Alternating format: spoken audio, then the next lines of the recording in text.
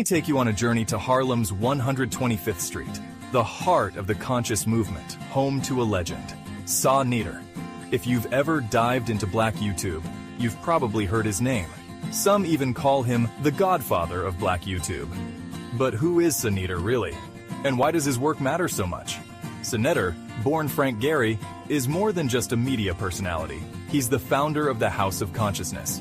He's the driving force behind sa.neter TV, a digital meeting ground for Black scholars, activists, and thinkers. For years, he's been out there, camera in hand, giving a voice to those who challenge the mainstream. Debates about religion, history, social justice. Nothing is off limits. He's sparked conversations that make you think, that push you to question, that demand you wake up. But it's not just about controversy. Sa.neter's mission, Black empowerment, education, unity. He's brought together people from all walks of life. Hebrew Israelites, Moors, Pan-Africanists, Christians, Muslims, atheists, creating a space where tough questions get real answers, and yeah, sometimes it gets heated, sometimes it gets messy. But that's how real growth happens. His work hasn't come without critics. Some say the debates get too intense, or that he stirs the pot. But I see a man who's dedicated decades to building independent Black media, to celebrating Black excellence through the sa.neter TV Awards, and to making sure the next generation knows its worth. Sa.neter's legacy? It's about more than just views or subscribers. It's about sparking minds, building bridges, and reminding us all, no matter where you come from, your voice matters. So if you're searching for truth, for dialogue, for a community that challenges and uplifts, you know where to look. That's the power of sa.neter. That's the legacy he's building. One conversation at a time.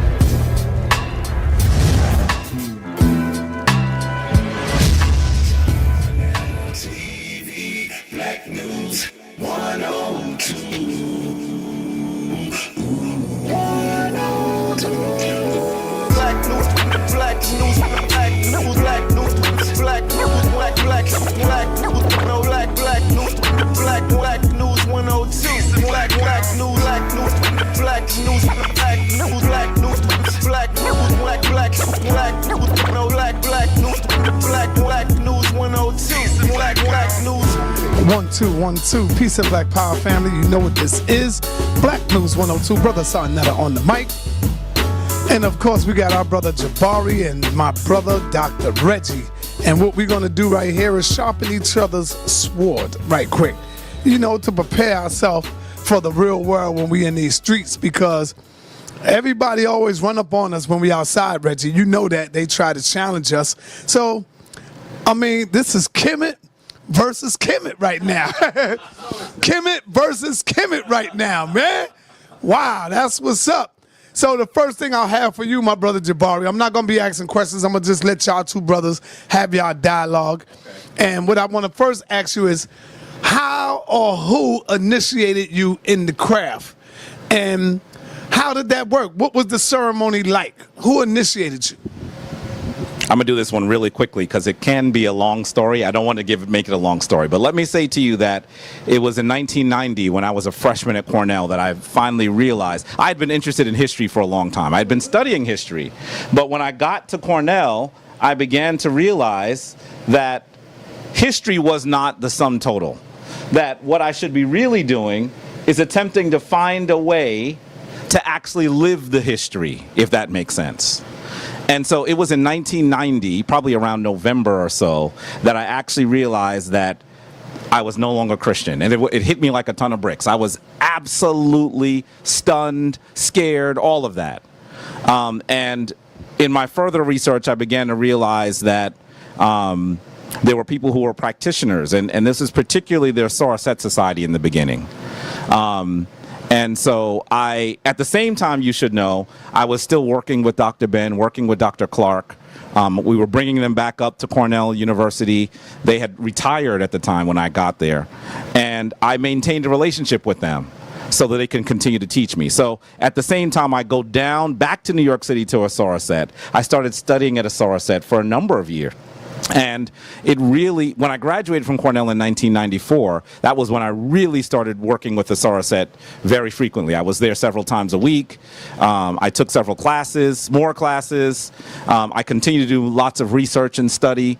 And it wasn't until 1998 that I actually realized that my spiritual house was not going to be a Soraset, that it was actually going to be the Shrine of Ptah, led by the man that some of you know as Baba Heru. His full name is Heru Ankh Ra Samad Se Ptah. He is the holder of the Shrine of Ptah. He has been practicing Kemetic spirituality for as long as anyone else in the West, if not longer than anyone else in the West. And it was at that time that I sat with him, and in many ways at that point what I had done is I had read a whole lot, right? So I had tons of information, but I had no way to organize it. I had no way to understand it. And so he sat with this young Kemite and helped me understand the tradition. And it was at that time that I also began to recognize, because here I am, a trained person. I had an Africana Studies degree from Cornell University. I had studied with Dr. Ben. I had studied with Dr. Clark. I'd studied with others who had sharpened my understanding of ancient Africa. Some people think that I'm just a Kemetic scholar, but my degree is not in ancient Kemet.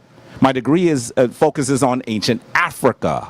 And so I have studied most of the major traditions in Africa. I studied with people like Donna Huadike and Dr. James Turner and some of the folks that you'll even see mentioned in my book as well. And so that's what I did. It was Baba Heru that really, though, served as my guide. And I want to say something very carefully here. And this is perhaps one of the things that people don't always understand. When you have a spiritual guide, it's more than just to understand material culture. It's more than just to read, right? Baba Heru, since 1998 to now, has been I call him my spiritual father. He's a person that's there when I'm struggling. He's a person that's there when I celebrate. He's a person that challenges me when I've done something that needs challenging. He's a person that celebrates me when I've done amazing things. And so he is more than just the person that I talk history with, even though I will say to you, some of you don't know this, Baba Heru is well read as anyone that I know. And I'm going to tell you that I've met with people who had doctorates in Africana Studies. I still have relationships with people who have practiced and studied ancient African history for decades. And I'm going to tell you that Baba Heru is as well read as anyone I know. Sometimes if you see him walking, you might think that he's just a priest. I don't know what that means. I don't know what that means. So he is extremely well read, but he's also a practitioner, and that's really what I think the process is. And for those of you who are wondering what the final granting of my Ankh was like, people who are asking that haven't done much research on me. The very ceremony is online. The very ceremony is on YouTube. Look for my Ankh ceremony. That's when I received my Ankh in 2010. And you should know that in my tradition, those people who carry a carrying Ankh are part of the priesthood. They are men and women, brothers and sisters, who have dedicated their lives not just to understanding the ways of ancient Kemet, but also to serving the people. My title is sa.neter en tepi.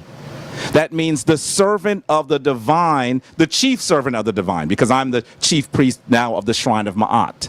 And so understand that means that I am not here to sit on a throne and to have people deify me and have people worship me. That's not what the tradition means. It means that I am a servant of the people. And I'll tell you, and I had this conversation with sa.neter a few times, you know, walking in the street, because wherever I go, I have to have my Ankh. Right? Wherever I go. And you should know that priests of the Kemetic tradition today, we don't live in a monastery. I live in the hood. I live in Harlem.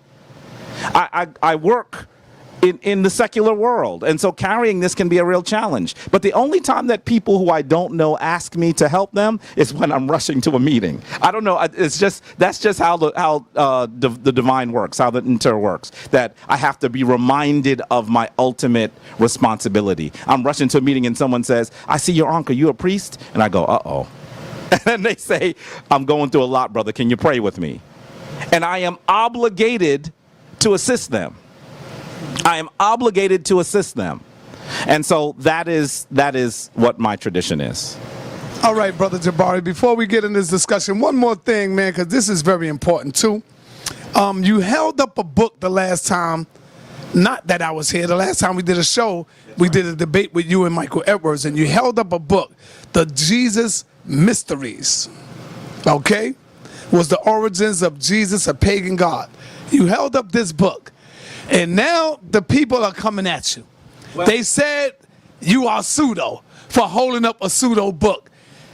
I don't know if you can get out of this one, brother, but I'm going to give you the mic. I want to see if you can get out of this, because now they're trying to put you in a category as a young space boy, the space boy. But yeah. Let me say this to you. Just yesterday, you made me aware of a video that was made saying that I've been exposed for using pseudo scholarship. And I'm going to tell you that whoever made that video, I want to sit with them, because that person is a tactician. That person recognized if they said certain things, it would cause ripples in the community. So I really appreciate that tactically they did something that was going to have to be responded to. So whoever made that video, you and I need to sit and debate, because I appreciate the craft behind debating, the craft behind setting landmines for people to walk into. So that was fun. Now let me say to you, family, if you watch that video, you should know that there's something wrong right off the bat. Because they told me that, they said that I've been exposed for using pseudo scholarship, and all they dealt with was the cover. If that's not the definition of faulty scholarship, I don't know what is. I don't tend to use the word pseudo because I think it's just a cheap phrase that lay people use. But if that's not pseudo, what is pseudo? So instead of actually dealing with the information in the book, they actually simply talked about the cover of the book. This is a really, really dastardly strategy that people have been using for a long time. That's the reason why when you look for one of the divine sacred books in ancient Kemet, what do you see on the cover? It's called the Book of the Dead. It's called the Book of the Dead. Now, why do they call it the Book of the Dead? The only people that are going to read the Book of the Dead are people who are reading it for historical purposes, because they want to know what happened in ancient Kemet. But people would be scared away by the title of this book. By the way, this book was not called the Book of the Dead, right? So sometimes when you deal with just a cover, you don't actually deal with the information in a book. Now, let me be really clear. I actually know the author of the book. If you looked, folks are not doing research on me. On the book known as The Jesus Mysteries. I know the author. So folks are not doing enough research. If you really want to step in and try to really make me struggle, at least do some more research on me. You will see that I did an interview with him on my television show, Kemetic Legacy Today. And so I hope you don't think that I use this book because I didn't know what I was doing. I use this book precisely because I knew what I was doing. So I want you to understand something very, very clearly here. The reason why this book is important is because it draws the tradition of ancient Kemet into the center of the Abrahamic traditions that are more prevalent today. It allows us to understand that the traditions of Kemet gave birth to those traditions that we would call Judaism today, those traditions that we would call Christianity today, and those traditions that we would call Islam today. And there are other Abrahamic traditions like the Baha'i faith and others like that. But that's what that book does. Now, are there other books? There are a multitude of books. There are a multitude of books that do this. And I cited some others in that debate. The fundamental concept in this book is one that I stand by. The early Christian church is one that was not as as rudimentary as some adherents to Christianity would like to believe. They don't know anything about the origins of the Christian church. They only read the Bible. That's like reading a book and not knowing anything about the author, anything about how something was done, anything about why the book was put together, none of it. And people usually read the Bible almost like they think that it was one text and it was always one text. Sometimes you'll see people read one section and say, if you want to understand it better, come to this section. And all of a sudden they act like they're unlocking a code. What they have to understand, and brothers and sisters, those of you who are doing this at home have to understand, that some of those books were never meant to be put together. That there were a multiplicity of books used by early Christians. And many of those books actually have still yet to be discovered. That there was a period when powerful Europeans, yes, Europeans, I know that some of you who are in the Christian tradition don't want to hear this. Powerful Europeans primarily decided they would make their tradition literal. They decided they would make their tradition patriarchal. They decided that they would create a tradition where they could put themselves at the top of the tradition and everyone else would follow. This is where we get the concept that the Pope is fallible. This is where we get the concept that women need to follow their husband. This is where we get the concept that the priest is, in some ways, a representation of Jesus the Christ. They made things very literal. Some of the books that were not included are not, either they speak to the role of women, and I challenge your audience to look at a book on a woman named Thecla. I also challenge you to look at the book of Enoch. Now, some of us have read the book of Enoch now, right? They say, well, this is about an African. I should read it. I applaud you for doing that. But if you read the book of Enoch, you'll notice that they're not talking about things that happen literally. They must be talking about spiritual symbolism. That's the reason why a book like that could not be included in the canonical Bible. And there's something else that you have to recognize. Now, one of the authors, that the person that put up the video on this book, I love how they do this. I love how they do this. They actually mentioned Bart Ehrman, and they hoped that the family would not be familiar with Bart Ehrman. They assume that you would think that they're mentioning scholars that think that my scholarship is pseudo. First of all, understand those scholars have never heard of Jabari Osaze. I have inhabited an area where I'm working with my people to build something. I'm not simply a historian for history's sake, so I'm not in their circles. But you better understand that if you mention Bart Ehrman, you're going to have a bigger challenge than this book. What is one of Bart Ehrman's major books? It's a book called Forged. He makes the argument that many of the books of the Bible have been what? Forged. They didn't think that you were going to do any research on their video. Really, really slick. So if you think that this book is difficult and you don't want to deal with it, just wait till you read his stuff. And he's a guy that has a PhD, that lectures, that teaches at the university level, was a Christian, is now sort of agnostic. So you had better understand that while all arguments have weaknesses, right? All arguments have weaknesses. Is it possible that the image on the cover of the Jesus Mysteries was a weakness of the book? Maybe. But I'm going to tell you, if you read the book, you'll see that the image has very little to do with their main theses of the book. The main theses is that Christianity developed out of the traditions that were brought to us by the deity that you know of as Osiris or Asar, and those traditions that were actually brought forth based on Asar, that went into the Mediterranean world, were reinterpreted according to the cultures of mostly those Tamhu people, the European people. And then what they did was they also influenced Christianity. So in many ways, Christianity is influenced by Kemet twice. And that's the reason why you see so many things in the Kemetic tradition that are actually in the Christian tradition. Let me say this one thing. When I talk to people about the Kemetic tradition and the Christian tradition, sometimes people say, oh, they sound very similar. And I have to say to them, yes, they sound similar, because you are now being acquainted to the root, that the tree comes out of. And so that's the challenge that I give you. So the person that made that video, you and I need to debate. I see your game, family, and I appreciate that you did that, because it was a nice tactical ploy. But the reality is they have opened up even more literature that is not something that those people that want to use it, your brother is pseudo. Oh yeah, well, if that person thinks I'm pseudo, then look at the stuff that they were mentioning. Then you're going to even notice even more that the tradition that you're looking at is extremely literal, and it wasn't always literal. You're going to see that the tradition that you're part of is extremely patriarchal, and it wasn't always patriarchal. Because then you'll be acquainted with the people that actually built the tradition. Those people are not mentioned in the Bible. Okay, moving right along to my brother Reggie. Before we get started, I would like for Reggie, Dr. Reggie, I call him, to give some type of background for those who may just be getting acquainted with our brother, not knowing that he's been here for years. He came up through the ranks. He sat at the feet of Dr. Ben, Dr. Clark, Amos Wilson, Francis Cress Wells, and you name it. He's been through the ranks.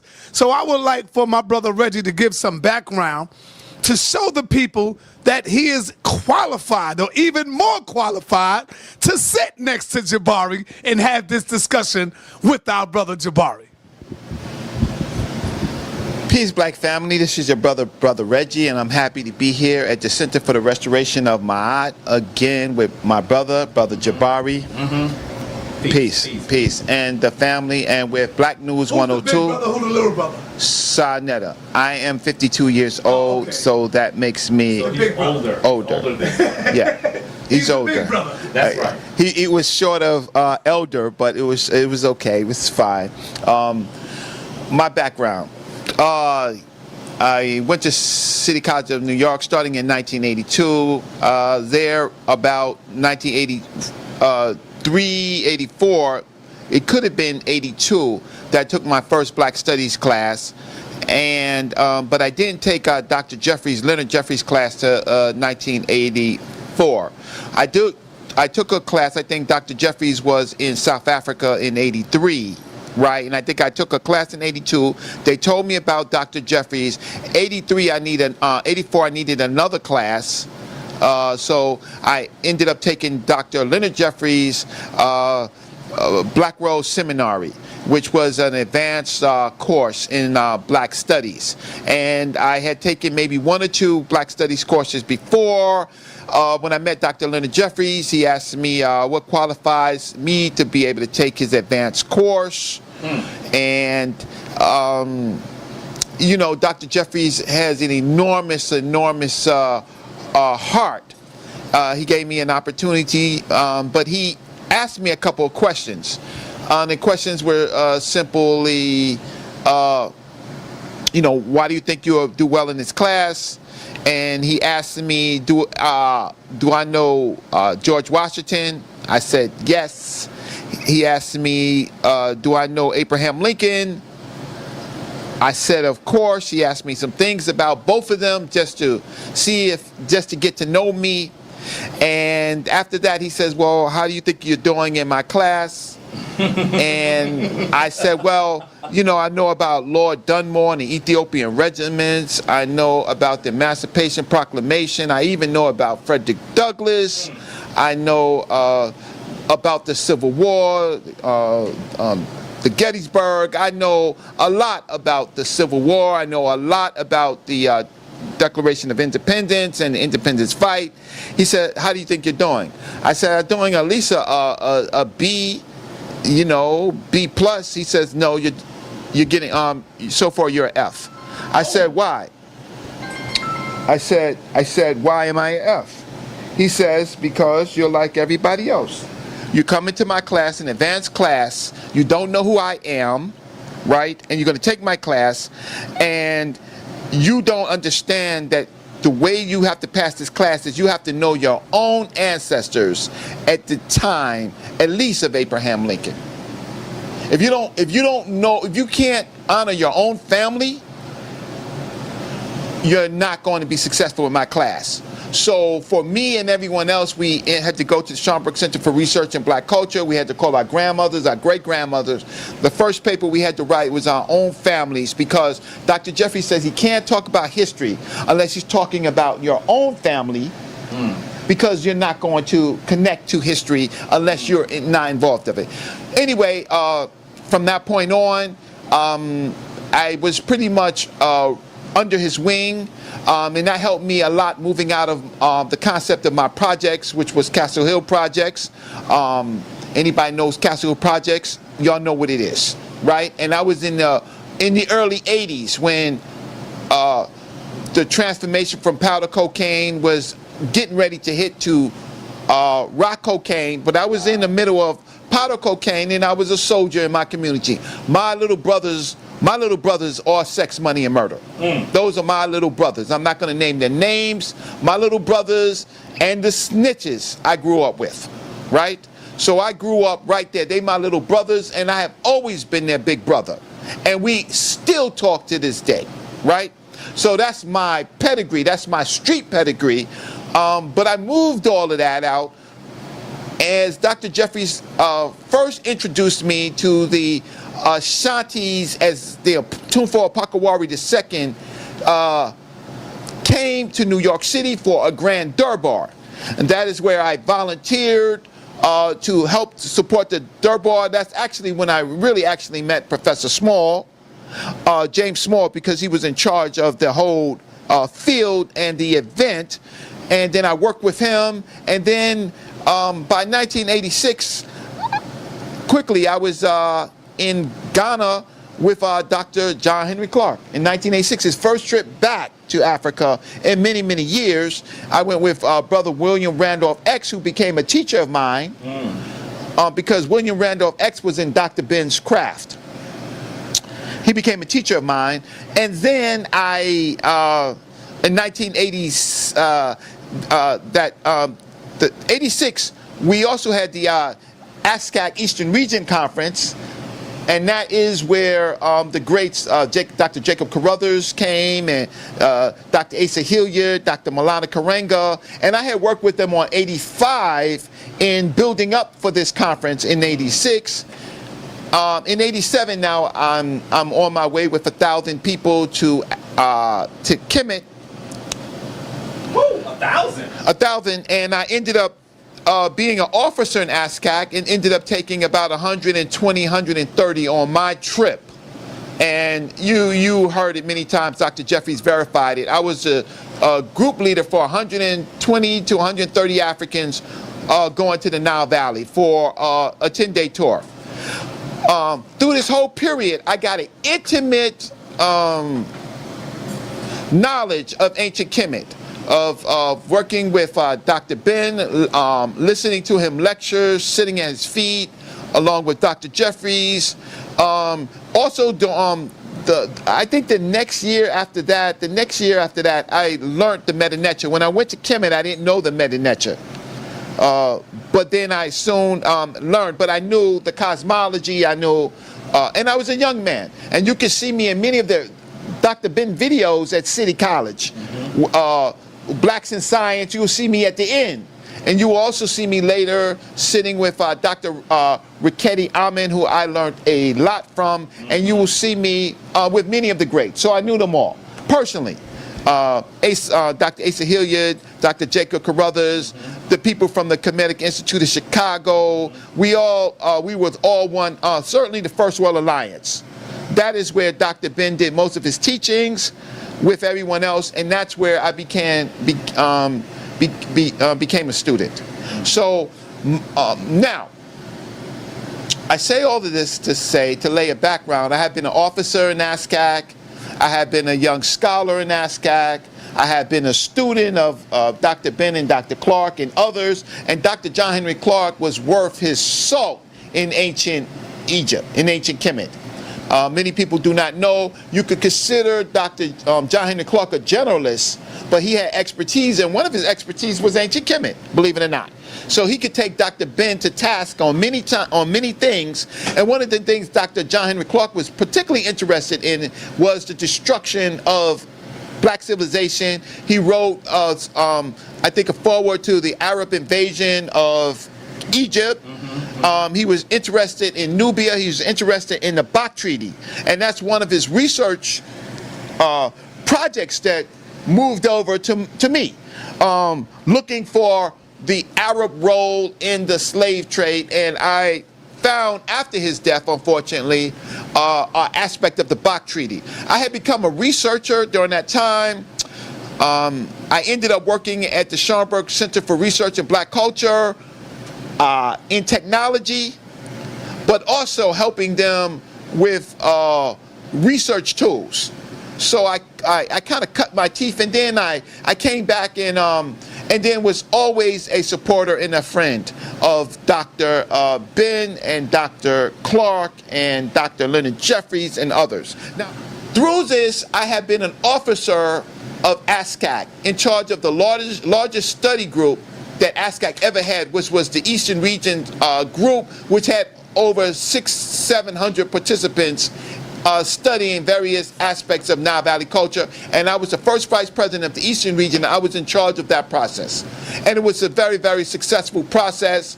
And it helped ASCAC build many of his conferences after that, and the concept of the study group. Now, so I've been able to be around the greats, listen to the greats, and that even included sitting at Dr. Theophilo Banger's feet, listening to him lecture. I have sought them out for the knowledge. So I'm going to end on my personal kind of biography, and then we could talk about some of the differences and similarities that we have. Is that fair? Okay. And I've seen a lot of people very, very interested in the subject and the teachings of Nile Valley culture. And I have seen many of these people enter wanting to know secrets, wanting to know knowledge, wanting to know spirituality, wanting to know things about ancient Egypt or ancient Kemet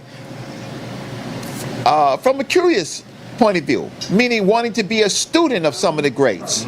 And I've seen many aspects of this. I have seen the craft of sa.neter, that is Dr. Yosef Ben Jochanan's, the craft that he created, the craft of sa.neter. I have seen the craft of Amun-Ra from a distance, that is the craft that Dr. Asra Kwesi has created. I've seen or read some of the works of Dr. Muta Ashby. I have come in contact and went to several of the events of the Aset community from Ra-un-Nefer. I have, Amen. I have met, of course, along very early, Baba Haru Samaj. I met him very early along the time period of ASCAC with Dr. Yosef Ben Jochanan. I've certainly the Kemetic Institute of Chicago. I've met them as they practice with Dr. Jacob Carruthers. Dr. Malana Karenga is not religious, but I've met him in his work. And then many of these people now, in the young people in the conscious community, and of course I have from a distance seen Dr. York and their practice, right, of the Nubians. I have seen that, right?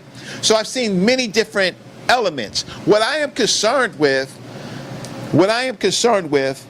and you know he has the camera on your face, so what I am concerned with is that many of our people go into these systems and become religiousized. And the problem is when they become religiousized, right? They become religiousized. They don't have the tools for further study, and they look for guides and teachers.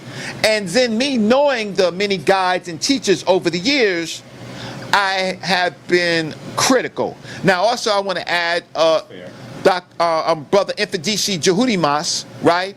or I could say Dr. Ifedisi Juhudimas, and certainly Dr. Riketti Amen, right? I have seen also their practice.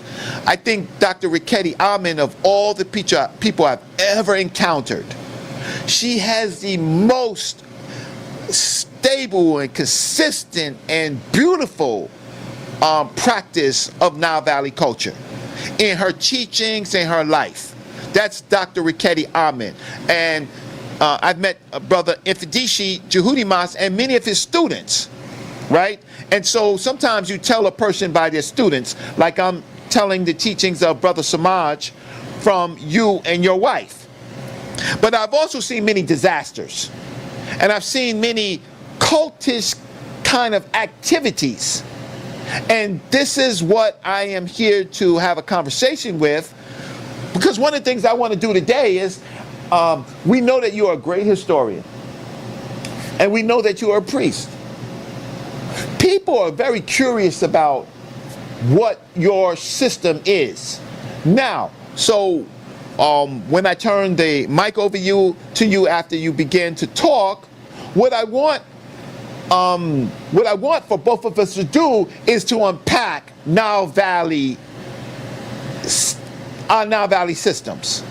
Because people don't know. See, if you go to some of these other things, their leaders and their guides are actually divine. They're actually divine. They're up there with the Neteru, right? And that's unacceptable to me. That's acceptable to the people who follow. That's not necessarily acceptable to my people, because I don't know who their teachers are. So, Brother Reggie, I want to ask you a question. I'm going to let you answer, because I know you don't like people to go too long. You want to answer point by point. But what I want to ask Reggie is, what is your definition of religious pertaining to the Kemetic science? What do you mean when you say people are religious? Okay. One is that they leave their own faculties outside the door, meaning they trust their guide, and they trust the knowledge of their guide first. Now, that's a big problem with me, right? That's a big problem. And when they do that, they're no better than the Christians, the Muslims, the Moors, the Hebrews, the Buddhists, any of those groups of people. Actually, the Buddhists are better. Any of those groups of people, because now they trust either a book or a guide. And so the guide now has control over their life, sometimes their families, sometimes their money, and that the people are not like you, Brother Jabari. They're very defensive, they're very arrogant, they tell you what books to read, but they don't know any of this. So They tell you what books to read? no, they tell you what books. No, they tell you the books of their teachers. Oh, I see. Oh, you're saying the books that their teachers wrote. Oh, yes. Yeah, okay. Yes. Okay. Without saying them, but they know who I am. There are several books and works of these teachers, and that is their holy books. And Dr. Yosef Ben Jochanan fought against creating these holy books with certain people in charge. So now, are you accusing Brother Jabari of being one of these people who have become religious, brother? No, I'm very open-minded with Brother Jabari and the Center for the Restoration of Ma'at, because it sounds right. I'm interested a little bit on the Shrine of Ma'at, but I have known this family for many years, and they have shown good qualities. Now, and I've known their teacher for many years, right? I am not so critical with him, but people need to know what Brother Reggie believes, or what Brother Reggie practices, and my concepts, and the people need to know what are the other concepts and the other practices. And then that's why I'm here today. I'm here to talk about, because and I'll come back to this, I believe that the practice of science and mathematics and communications will lead, right, an African practice of those things will lead to spirituality. I don't believe that rituals in itself are helpful to our people. I do not believe that rituals in itself will help people. Chants, any of that stuff, prayers, any of that stuff, because I think that the Nile Valley African knew much, much more about science, quantum physics, mathematics, the understanding of time and the universe. And I also want to, since I brought up time, certainly Dr. Richetti is an expert on the calendar. And then there is also Patah Seeker, who is controversial, but he does deal with time. Our systems are scientific, not religious. And that's why I was talking to Captain Tazariak on that day, was basically like, what tools do you have to give people? Like your laws and statutes and commandments don't beget science and technology. So I see our practice as scientific, and I'll get a little bit more to that. But at some point, you give me 8 minutes, you give Brother Jabari 8 minutes, and let us unpack our systems so that people can know what the similarities and differences are. Well, let me say to you that much of what Reggie said I agree with. I actually believe that when people get to a point where they are no longer doing personal development, they are no longer doing personal study, they're no longer even challenging the things that they know against the things that they begin to realize are the highest teachings, that you do get into a situation where your traditions become cultish. Now, let me say to you, in the almost 30 years that I've been in the Kemetic community, I have not seen many groups that are in that mold. I have not. I have seen some. Let me say that. I have seen some.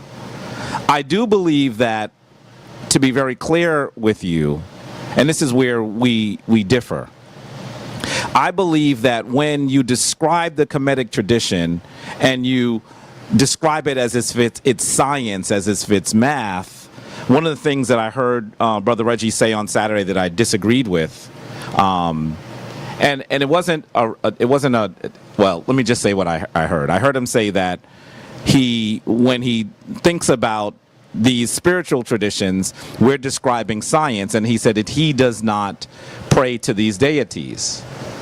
And so I want to be clear that I do pray to the deities.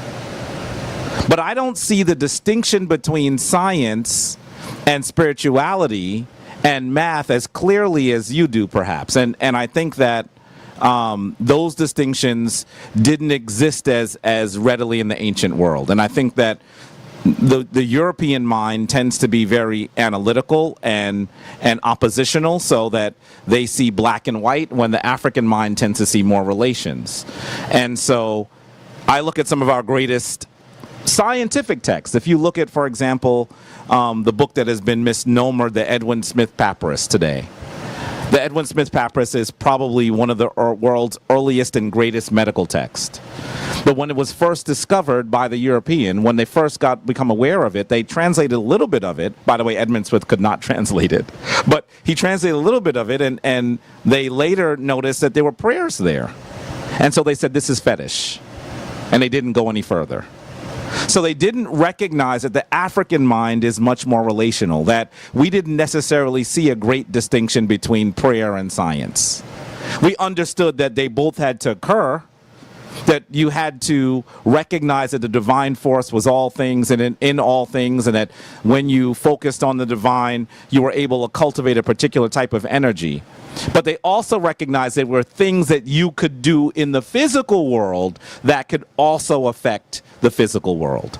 And so they did both of those things. And so I think that when we describe the spiritual traditions of Kemet as simply science or simply math, I think that we are only getting half of the story. And if we're going to be reconstructionists, if we're going to take some of our best examples as people who are from this tradition, we have to understand them. We can't just simply look at them the way that the European would.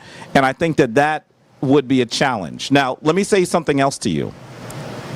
A spiritual tradition, and I think you would agree with this, but this is, let's see if the way I describe it, you would agree completely. A spiritual tradition should help you figure out what to do when you fall down. A spiritual tradition should help you understand what is your fundamental essence in the universe. A spiritual tradition should help you clarify how you should behave to others, what kind of relationship you should have with your significant other, what kind of relationship you should have with people who are weaker, who are stronger. And I think that if you look at Kemet's body, the absolutely extensive body of literature, some of the first things we wrote about were social interaction and how to become divine, how to live according to principles and laws that were in tune with the divine. I would say that's a spiritual tradition. And so, you know, let's speak very specifically now. I mean, I'm a chief priest now, which means that I actually run a shrine. I actually have people who are under my tutelage in some way, where I'm trying to bring them into the Kemetic tradition. Do we do chanting? Yes. Do we do prayer? Absolutely. Do we do worship? Yes. But we also talk about, well, what do you do? How do you know what you're doing is the right thing to do? Let me ask you. How do you figure out? I gotta ask him. Let me ask you. Yes. Do they do chanting in ancient Kemet? Were they chanting? And if so, can you prove that? That's actually a very easy thing to prove. Oh. And Reggie knows this. Listen, you know, I'm going to tell you something about Reggie and I. We have been debating for the better part of 15 years. And Anika would stand there, my queen, would stand there and look at us. And she would see that on the stuff we agree upon, we say, yeah. And we would just talk about stuff we disagreed on. Because to some degree, we enjoy debating each other, right? Some of this is politer than it usually is, family, because people are looking at us. When the two of us are just together, we used to go at it. One time he disagreed with me so much, he came and slipped something under my door and say, this is why you're wrong. We were not anywhere near my house. We were at least 7 or 8 blocks away. So I'm going to tell you that we enjoy doing that. It's not because I don't respect him. I actually, and people will accuse me of doing this, blame me for doing this, say I'm wrong for doing this, but this is who I am. I actually believe one of the reasons why I argue with Reggie about this is because I respect his knowledge of the tradition. I'm pleased that he gave his pedigree. I'm familiar with much of his pedigree because I've seen him for a long time and we've talked about a lot of it. This is a brother that has a lot of knowledge on what our ancestors did. I would never question him on that. I think that it would be helpful to have more people who are familiar with the traditions and the history and the language in the tradition of people who are practicing.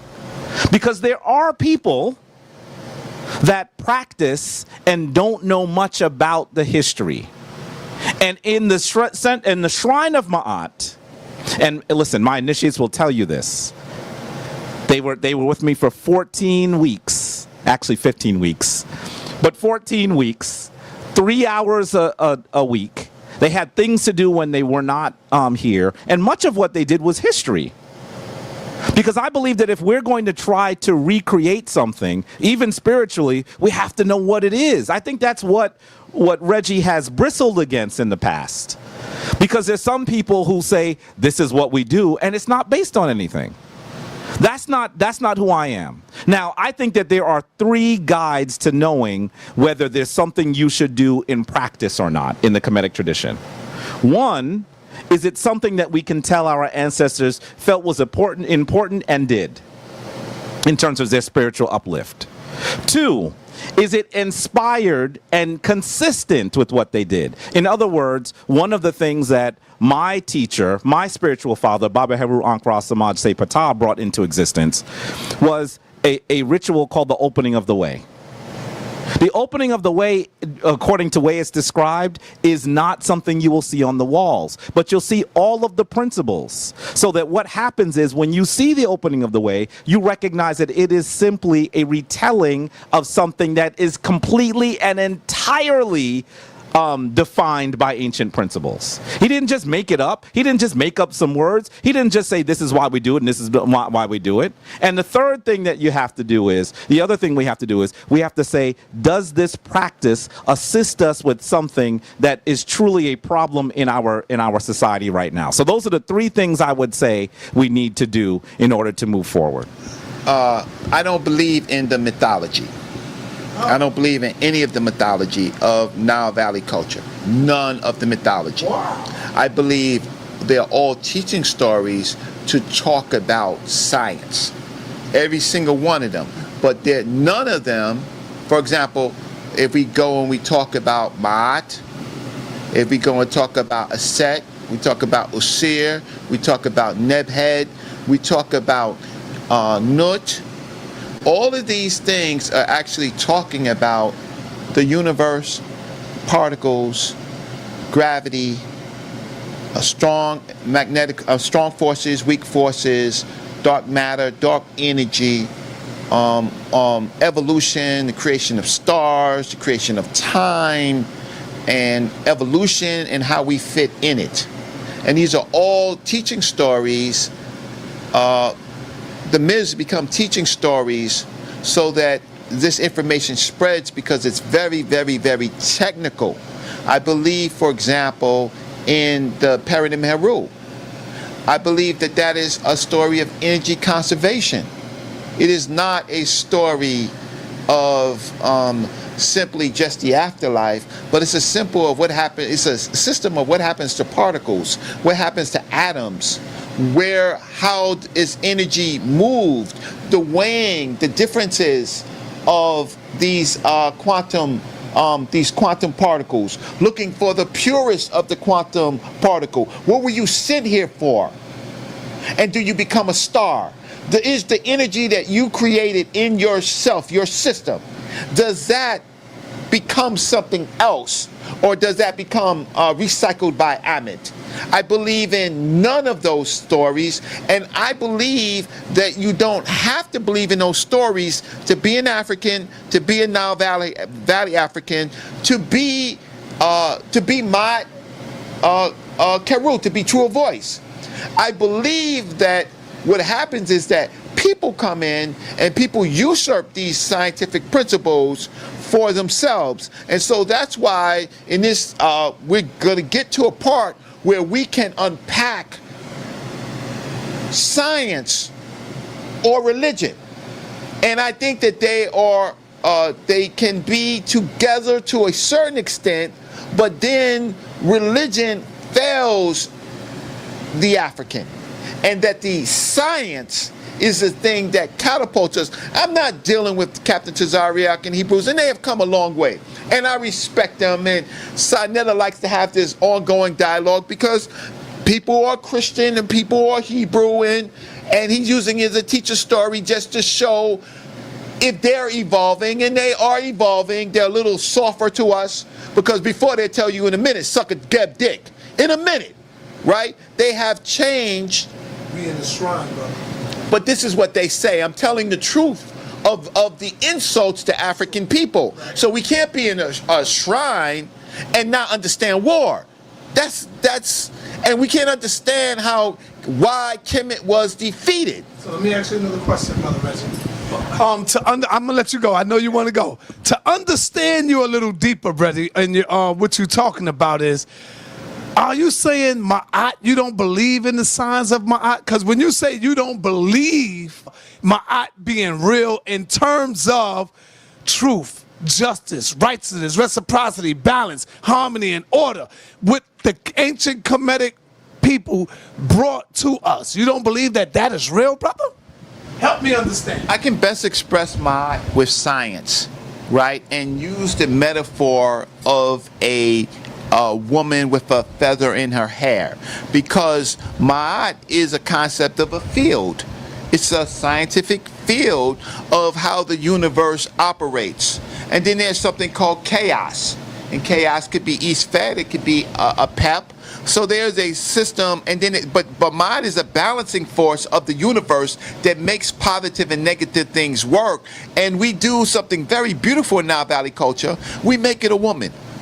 we make our highest principles women. Highest principle in science, Shet is a woman. Highest principle in resurrection is a Set and her sister Nebhed, right? Highest principle in the balancing of these forces that we live in, like gravity, and is Nut, right? So we use women as our highest qualities, but for scientific reasons, but we make them allegories. And so that's the difference between, we have similarities, because in his sense, he can practice the religion and it could come out the same. I'm saying the true form is to practice the science, right? And to understand that these are teaching stories to raise our people higher than just the stories. And we're going to get into the reasons. We're going to get into the reasons why I am correct, and I think that many of the practitioners are wrong. And then I'm going to be hard, and I'm going to be strong, and I don't know, me and you, Brother Jabari, might walk out of here, but the rest of them ain't going to walk out, because they're, okay, so I'm going to stop. Because at some point we want to break down our systems, and I think that we should do that for the people. All right. Well, let me say to you that I think the distinction that Brother Reggie is making is one that I don't see as clearly.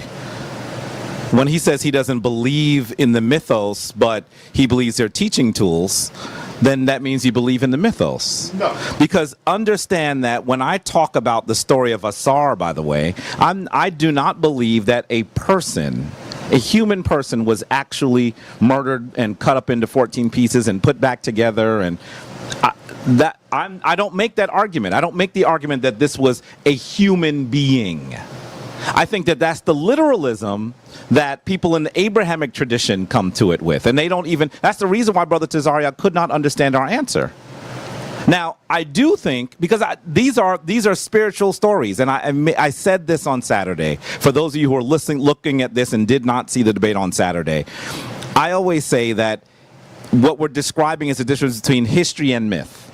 And history is something that happened once, that one person did at one time, and can actually never actually occur the same exact way ever again. And myth is that which is always occurring. Myth is that which we should all be emulating. Myth is that which we should all be attempting to do. And so some of that myth has to do with how to behave within other individuals. It's hard to call that science. In some ways, you might be able to call it a code of ethics. In some ways, it has to do with understanding what is truly important. But to say I don't believe in a myth means that in order for me to say that, I would have to actually believe that there's a woman out there, an African woman with a feather on her head. And what I'm saying to you is that is spiritual symbolism. And so in some ways we're saying the same thing, but I think that when you try to describe it as science, you take some of the spirituality out of it. Ritual is done because it reminds us of what is important. Ritual is not done for the sake of ritual. Ritual done for the sake of ritual is fetish. Ritual is done for the sake of recognizing that which is important. When you go into a courtroom and everyone stands when the judge comes in, the reason why they stand is because they're trying to say that this person is learned, is fair enough that we should respect what they say. Now, unfortunately, in the United States, we shouldn't even be standing for more than half of those people that come into the room. We should not even be asked to stand. But that is why we do that. So in some ways, standing in the courtroom is a ritual, because it's trying to remind us what is important.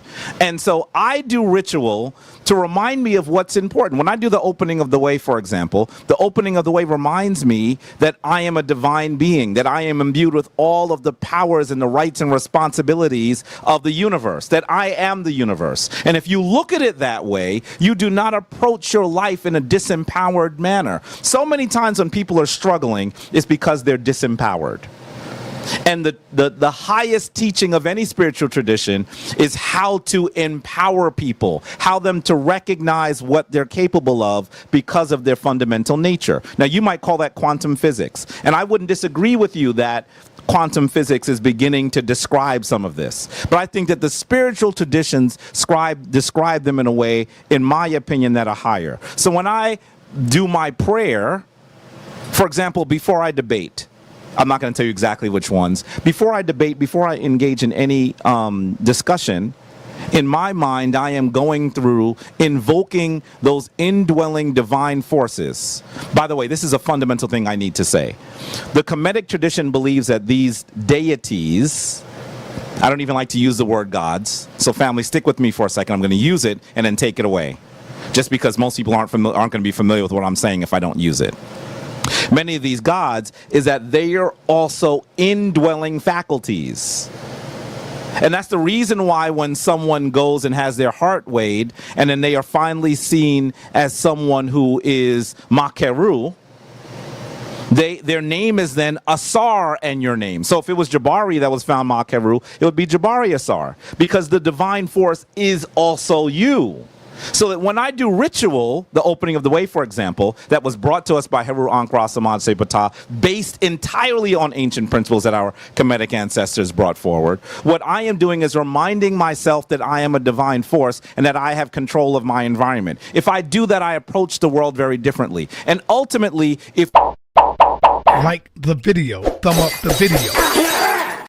Which is not assisting you with developing better accountability, is not assisting you with developing better relationships, is not assisting you with understanding what you have to do, then it's not something that you should possibly do. One quick question that I have to ask, right? Sure. So, I hear you as a practitioner, and you're my brother and friend, right? Somebody I respect. Right. You're not putting all of what happens in Nile Valley to you, are you? Because some people actually believe differently than you, as far as does these neters actually exist. Some people actually believe that that Asar actually lived on the planet. You may not conceive that they do, but there are Nile Valley Africans, and this is who Captain Tazariak is attacking. He doesn't know the difference between the thinking. So the way you expressed it is way different than some of the Nile Valley Africans who actually believe that Asar, Aset, walked the earth, that Asar was cut into the 14 pieces, his penis was swallowed by the catfish, and etc., etc. They actually, and so that's why he's attacking us, and now you're saying you don't necessarily believe that they were humans or that they were actually living beings. You're saying we know they wasn't humans. Yeah, I'm not even saying I don't necessarily believe. But hear me. I'm not saying I don't necessarily believe they're humans. I'm saying they absolutely were not human. I'm not even equivocating on this. I'm not. But here's the deal. But let me say this to you. I have been in the Kemetic community for nearly 30 years. I have had interaction with many people in many different shrines, in many different lineages. We haven't talked about lineage yet. Who actually believe many things. It is very rare for me to find a practitioner of Kemetic spirituality that believes that those divine forces are physical beings. That is very rare. Now, and let me say to you that understand that most of us are coming from the Abrahamic traditions. And so sometimes what has to happen is we have to get to a point where we get past our transition, where we're not simply just changing the names. We have to get past the point where the things that we were taught in those traditions, we recognize that some of them are not from the highest teaching and that there are higher teachings. And let me also say this to you. I think that if you go to any tradition, you will find people that are not practicing the highest tradition. And part of that is also because some of those people who are practicing are not connected to institutions. Some of those people who are practicing are studying only on their own. Some of those people who are doing all those things don't have the ability to be learned. And I think even if you went into ancient Kemet and you spoke to some dude who was simply a farmer that guy might say some things that the practitioners would say are different. So that everybody in their traditions actually comes to a point where there are some people who are exposing the higher traditions and there are others that are not. And I think that you should also understand that this takes work. Some of what I'm describing to you, and the way that we clarify it is stuff that I'm not even supposed to share with you. Share with share with anyone just in an open setting. Because some of this is revelatory. That is what initiation is. Initiation is a process where the greater teachings become revealed. They come from inside of you. They're not just what I'm telling you. It becomes clear based on how you practice. So this is when, and brother, I respect you. Sure. Right? I know this is when you can disagree with me. This is when I understand your respect. This is when it gets spooky. Okay. Because now you're taking an authority that you can speak for a number of people, right? What number of people? Of the tradition, right? And what you're doing is you're putting all under what you say when I know for a fact, and I just can't name them just because of out of respect and they're not here, but these people actually believe that the netters exist. But that they exist, Reggie. But let me okay. I mean, I'm just trying to figure out why you're disagreeing, because you're covering for something that actually happens. Let me say to you that, first of all, I said to you that it is very rare. Okay. So I'm not saying to you that I have not met anyone that said a SAR is a human person. Okay. I'm not saying I've never seen that. That's not what I'm saying. But I'm saying that I have met literally tens of thousands of practitioners, maybe more, over the course of my interaction in several different houses. I'm also telling you that I'm not just a practitioner. Wait, let me say this. I'm not just a practitioner, but I'm a high priest, which means that there are people that are under my care. You're personalizing and so, yourself. No, I'm not. I am not personalizing it to... No. First of all... That's not true. Wait, I'm not finished yet. That's not true. I'm not personalizing to myself. I'm saying to you that I am someone who runs a shrine, and I have interaction with many people. When you say you're personalizing to yourself. Brother, I'm talking about my understanding. We're both talking about our understandings. But what I'm saying to you, you're not hearing what I'm saying. What I'm saying to you, I'm talking to you about my experience as someone who has been a practitioner for 30 years. I'm not just talking about the way I see the view. See, I can only see the world through these two eyes. I am expanding the argument to why the other people are attacking you. No. The things that they're saying. I do not believe that's why the other folks are attacking us. The other people are attacking us because when they hear our description, they don't accept our description because their tradition is literal. That's why. Okay. And so they'll say, I believe that Moses existed. I believe that Joshua existed. And in the United States. As a practitioner, I have access to and have had relationships with many of them. And I'm telling you that it is extremely rare for someone to make that argument. Okay. So when I say Inezerek Mat, Anuk Mat, what am I saying? What am I saying? You are saying, actually, that is really a phrase that would be used in ceremony. And I'm glad you said it. Because I say Anejarak, right? We're just putting different vowels in. And essentially, almost what we're saying is Ma'at, show me your face. Become clear to me, I am Ma'at. And so that's exactly what I'm talking about. That these divine forces are not just outside of us, but they're inside of us. And if they're inside of us, if I am a SAR, then I have to know that everyone is a SAR. In fact, I would even argue with you that that's one of the reasons why in the Kemetic tradition, Heru has the U sound on the end. Because generally in the Kemetic language, the U sound is a sound that sounds plural. And I think what they were trying to say is that we're all Heru, not just one of us.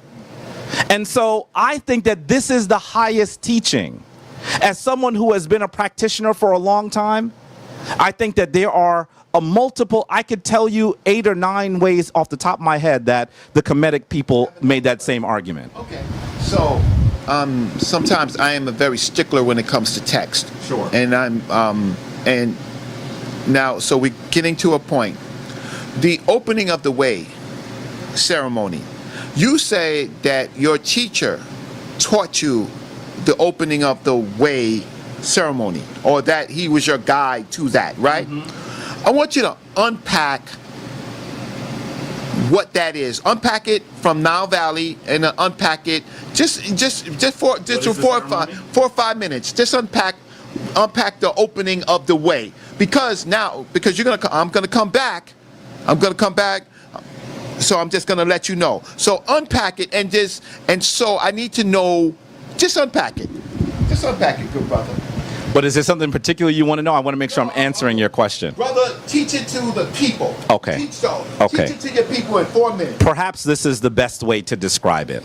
And one of the reasons why we're here is also because I have all of the teaching tools, as Reggie would call them. I agree with that term. I really do. I think that it's powerful because sometimes you can show them things physically that help them understand concepts that are harder to see. So as you look at this is sort of a replica. It's not really a replica. It's a model of what the jars that would have held the organs of our ancestors in the Hapi Nile Valley would have used.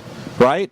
And inside of this, you'll actually see these vessels. These are smaller, obviously, model versions of what we usually call, sometimes you hear them called canopic jars. Canopus was a Greek deity, so I don't use that term. But I want you to be, I'm using it now because that's the only way people are going to be able to find it and do their additional research. And so basically what our ancestors did is they put their organs in these vessels because in some ways these neter, these interu, had dominion over those portions of their body. In some ways their body was the divine, right? And so when you look, I'm not going to show you this one, I'm going to show you the larger ones. So when I start, I'll start with this one for a very specific purpose.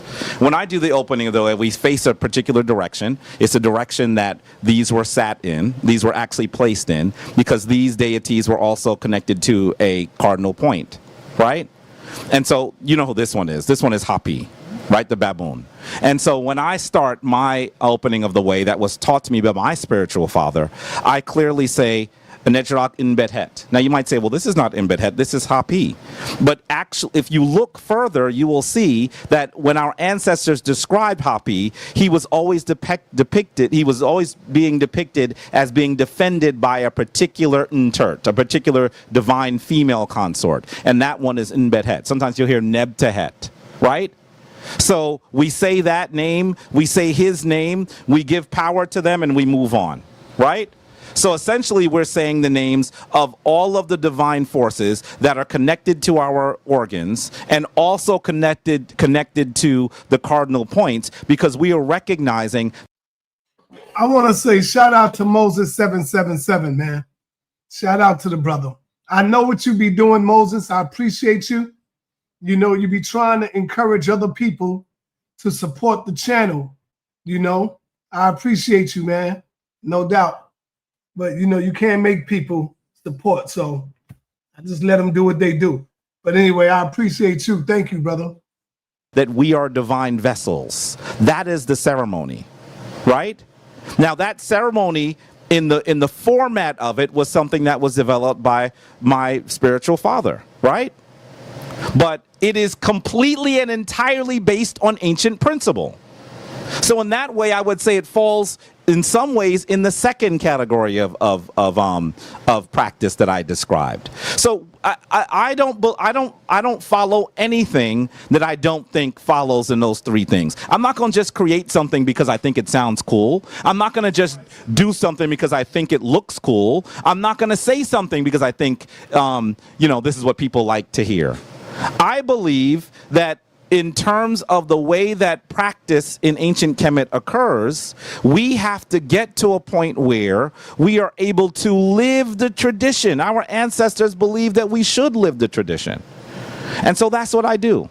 Now, I think that one of the things that Reggie bristles at is some people who don't have enough information to live the tradition. And I am I lovingly critique them because I recognize that when I realized that I was no longer Christian in 1990 and that my tradition was now one that came from ancient Kemet, I was that guy that was just reading everything and didn't always understand the higher teaching. I had to actually sit with an elder and do my own teaching. If you listen to Baba Heru, he will say that I know as much information possibly as he does now. That's not who he was when I met him. So that's not who I was when I met him. He forced me to continue to read. He didn't say, do this because I'm telling you to do it. He would challenge me to read. Because that's who he is. And I know that that's not necessarily been your experience with him because he's someone that you know, but he was never someone that you worked with in practice. But that's who he is to me. He's the kind of person that believes that the legacy has to live, but it has to be based on what our ancestors did. Okay. So here's my issue. Right. First of all, the opener of the way has a name, right? So it's Wet Wawet. Yes. Wet Wawet is the opener of the way. Mm-hmm. Wet Wawet is a wolf. Wet Wawet is the opener of the way. That's correct. And Wet Wawet is a wolf. He's a jackal. Well, he's a wolf animal. He's a wolf type animal. Let's be specific. He's a jackal. Here's the thing, because what happens is they begin to separate him and Inpu. So they begin to separate. And Inpu was a jackal, right. not a wolf. But I'm just trying to say. Okay. So he is described a little bit differently. So he's in that family, right? Now, the Wet Wawet has several different functions in several different places. Mm-hmm. Some it is funerary. Mm-hmm. Some it has something to do with kingship. It has something to do with, burial. It has something to do with warfare. It has something to do with the path, because this Wep is the horns and Wat is a path. Right? So it has something to do with the path of humanity. Yes. Now, my problem is when a person takes something like that and creates a ceremony called Wet Wawet, right? Or based on the opening of the way, right? Then I was just waiting for you to describe it, because our opponents are just not we have opponents. Our opponents are not just the religious people, but our opponents are also, believe it or not, the Europeans. And the Europeans are heavily tooled in this warfare, right? And anyone who is a lower practitioner or have a lower understanding would be embarrassed on the floor of any academic debate, right? But the religious person will take what you may have been taught, right? And not expand on it and fail us in the intellectual warfare. That's what I'm saying, brother. That's what I'm not talking about you, because I respect your scholarship. Right. But I am talking about the initiates and the others who are observing. But Reggie, wait, let me say this. Do you understand what I'm saying? Yes, I do. I really do, and I appreciate what you're saying. But here's the deal. People who are learned, people who are in traditions, and let's even make it academic for a moment. People who are actually in any field of study. There are some people who have learned more, and there's some people who have learned less. Yes. And I'm going to tell you that I know that. Here's a good example. When I sat at the feet of Dr. John Henry Clark many years ago, I'm talking about as an 18-year-old, as a 19-year-old, he would literally speak sometimes for 5 or 6 hours at a time. And what would I do? I would sit there at his feet and I would just write notes. When I look at my notes now, guess what? They don't make a darn bit of sense. Reggie, I didn't know enough then to be able to understand all that he was talking about. So there will always be people who know a little bit less. My responsibility to those people as a chief priest is to assist them to move through the gates, to assist them, because the ritual, because you have to understand that let me explain. Listen, you have to understand that the ritual is not just so they can go to academic warfare. The ritual is supposed to help them in the way that they proceed in their day. And so if you understand, by the way, I'm going to tell you that if you just look at what we do every other Sunday and we describe the opening of the way, everything that I said to you, I say. So anyone, but you have to understand what I'm saying to you. No. Anyone that does anything, there will be some people who understand it in its fullest meaning and some people who will not. That's just the way that that humanity works. Take it from a text, or was it made up? It's both. Okay. Some of it is clearly taken from text, and the format is taken, the principles are taken, and it is created according to those principles. Let me say this to you. There is nothing in that ceremony that cannot be justified according to the ancient tradition. Nothing. And so that is why I use this one as a point for us to contend. Because I want you to understand that I don't just sit here chanting words that are mumbo jumbo. By the way, I hate using the word mumbo jumbo. I can't even believe I used it. I don't just sit here and chant things that don't make any sense. I don't do that. And it's my responsibility as a spiritual leader to not just tend to this is not just about education, Brother Reggie. If someone is going to court and I do the opening of the way with them, they feel differently when they enter the court.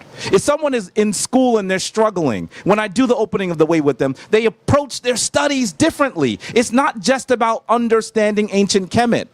Our spiritual traditions should help us be our best selves. And so that is why I teach it. Now, I'm going to tell you that there's some people that I have taught it that don't understand all of it. They're still learning, just as I am still learning. I also don't want the audience to get the impression that Jabari Osaze Heru Jeremiah Aten Ra is not a work in progress.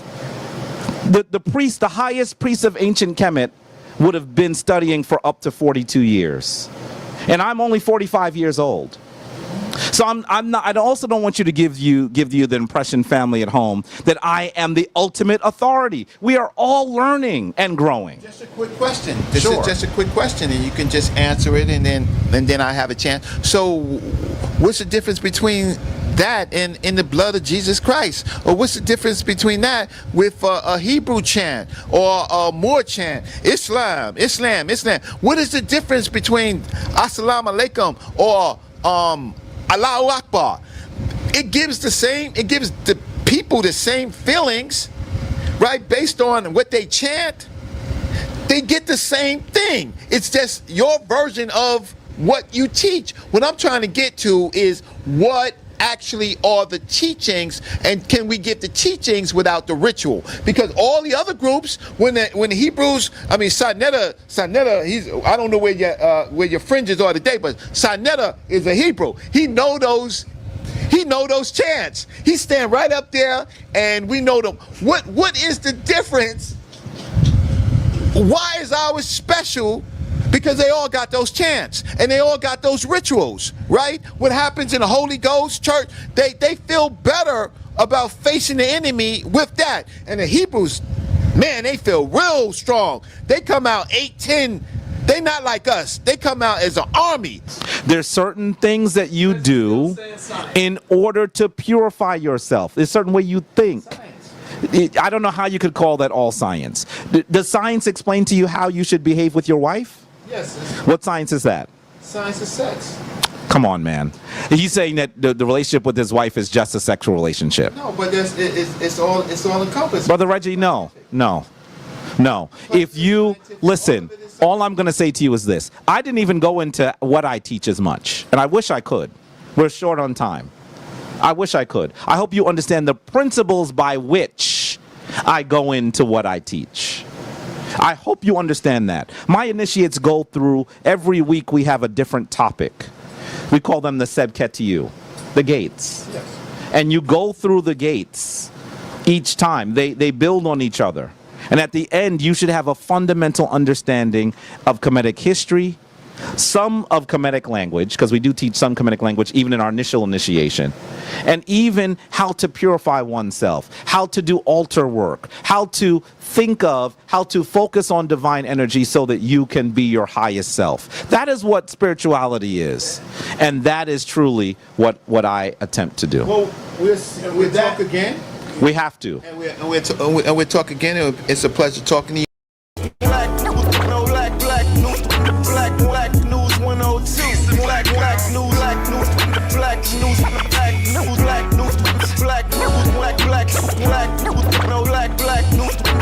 So they really believe this, and when they do their chants, they believe it.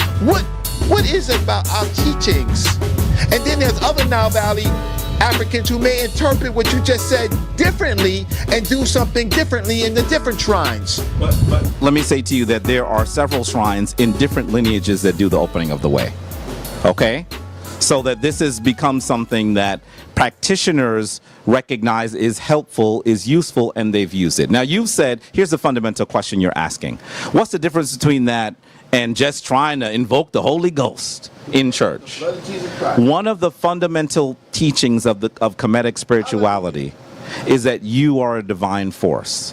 Now, I would actually argue to you, as someone who has practiced, people don't know that I'm actually, that my degree, my doctorate that I'm working on right now is in interfaith studies. It's not in the Kemetic tradition, right?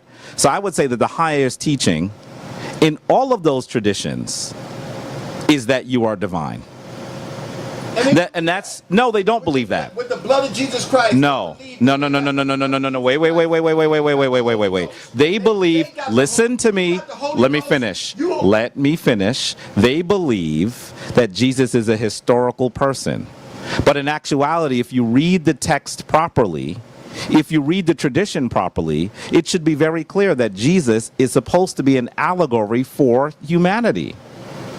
And so I'm arguing to you that the Kemetic tradition, the fundamental principle of Kemetic tradition is that you are divine.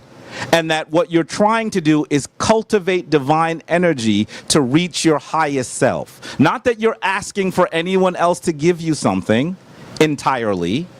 Not that you're begging Jesus for something. Not that you're asking simply for mercy from this outer dwelling being. Because the forces are both indwelling and outdwelling. And so that is what I'm saying. Now, if you're saying that someone feels great when they do their chants, then they do feel great when they do their chants. I'm not saying that people don't feel great when they do their chants. I'm not speaking ill of the Abrahamic tradition so much that I want to say that they shouldn't feel great when they do their chants. I think that to some degree what they've done, though, is they're not even teaching, most of them are not teaching the highest teaching. And that what they've done is they are following the teaching according to the way the European has manipulated it. You've heard me say this, family. They are following the teaching that is most literal. They are following the tradition that is most patriarchal. And those teachings are teachings that that's how the European manipulated it. You have heard me say that if you want to re-mythologize your teaching, re-Africanize your teaching, then we can be in congruence. You've heard me say that. This is what I'm talking about. So that this is not a situation where you are simply begging for something that is outside of you. They actually believe that there's a dude on a cloud floating around waiting to help them. I do not believe that. I do not believe that. I believe that that is an analogy. Now let me change it. Let me ask. You want to answer that? No, I just want. sa.neter, I'm really short to the point, right? I'm not long-winded when it comes to this. So the fact of the matter is that you are misinterpreting what they believe in. Holy Ghost Christians believe that the Holy Spirit enters them, and that helps them and does their work. They're not, and what when people say a Nezarek, mat, a Nezarek, nut, a nuk, mat, right? But no, the Hebrews don't. But we're talking about the wider. But when they do their chants, they believe that they are connected to they're connected. They're God's servants. They are working on behalf of God. They feel that energy and that spirit. I'm saying that that the problem with that is what I think that the deeper system of Nile Valley is to describe actually what it is, and we do not need the symbolic ritual. We do not need the symbolic ritual. Then Reggie, what you've done is you've made yourself the ancestor of ancestors, because what you've essentially done is you've decided that you're going to discard the manner in which your ancestors came into prominence over 3,000 plus years. I do not believe that I have the right to manipulate and to change and to discard the greatest teachings of our ancestors. I do not believe that. But if you're saying that these names, I don't believe in any of the mythos, I don't believe in any of the names, I'm going to describe it just by science, that is not what our ancestors were doing. And so in some ways, what you're doing is different than what our ancestors. What I am is I'm a Pan-Africanist. But I'm gonna tell you why I'm a Pan-Africanist, and it may be a little bit different, right? Okay. I'm a Pan-Africanist because I see all the systems that the Africans are doing, like for example the Yoruba, the people from the Congo, the people from the Nile Valley. All of the systems are very similar, so I don't have to take one or another. I understand what they are doing rather than practicing one particular faith. Oh, wait. You have to hear this. I do not believe that. I personally believe that the Kemetic tradition speaks to me most fluently, to my soul most fluently. I tend to believe that ancient Kemet is the flower of African civilization. That African civilization was amazing, immense, and did amazing things that we don't even have records for. That's how old it is. But I believe that Kemet is one of the best iterations of Africa. So that's why I'm an African. That's why I'm a Kemite. That's the reason why I practice the way of ancient Kemet. But that doesn't mean that I disrespect the traditions of our African brothers and sisters. No. Wait. Here's what I'm saying. So much of it is similar because that's the way that Africans think. That's the way that Africans think. So yeah, some of the names might be different. By the way, in ancient Kemet, they probably wouldn't even have a problem with you using a different name as long as the principle was still being deliberate and being faithful. I don't even like the word faithful because you're going to misunderstand it. Not you, but people at home. That you're not being in tune with the principle. So that's the reason why even when you look at throughout Kemetic history, you even mentioned this, sometimes the names change because there's some people who are focused on spirit that say, well, maybe this is a better way to describe this for our people. They're still talking about principle. I understand. I want sa.neter to ask this question because that's important. But I do want to say again that because I see it as science, I know what the people who practice voodoo is doing. I know the people who are practicing Congo, for example, Paulo Kambisi. I know what they're doing. I know what the Nile Valley African is doing, and they're tapping into science, tapping into quantum physics. So I don't need. But you're saying that you don't need to do what your ancestors did for tens of thousands, possibly longer, of years. No, many ancestors. But listen, yeah. No, I agree with that. But here's the deal: on the African continent. I'm talking about what we did millennia ago. On the African continent, we would not have seen a clear distinction in the way you're describing it between spirituality and science. I don't agree, but we'll get to that. But how could you? Well, you have to show me the text that does that then. You have to support that. Because I can support it all day long. I even told you about the Edwin Smith Papyrus that has clearly things that are what we might consider science today. But it intermingles it with spirit because our ancestors did not make those distinctions. The waters are very muddy, and we'll get to it because see, at the end, I still want you in 10 minutes and me in 10 minutes to break down our systems that complete our thoughts. That's what I want. All right, here's one thing that I heard you say, Brother Reggie, that I want to in some ways agree with, but in other ways not as much disagree with, but tweak a little bit. I have certainly heard some priest use the title Nsut or Nesut, that they are kings. Yes, I have heard some priests do that. Now, I think that most priests who do it, most high priests that do it, are trying to say that they want to emulate the highest principles for their people. That's why they use it. I've spoken to some of them. I don't do that. And the reason why I don't do it is because I do believe that there are some times that people could misunderstand what I am saying. I am not a king. I don't wield the mechanisms of state. When I have a navy and an army, then I'll change my title. But I mean, I don't wield the mechanisms of state.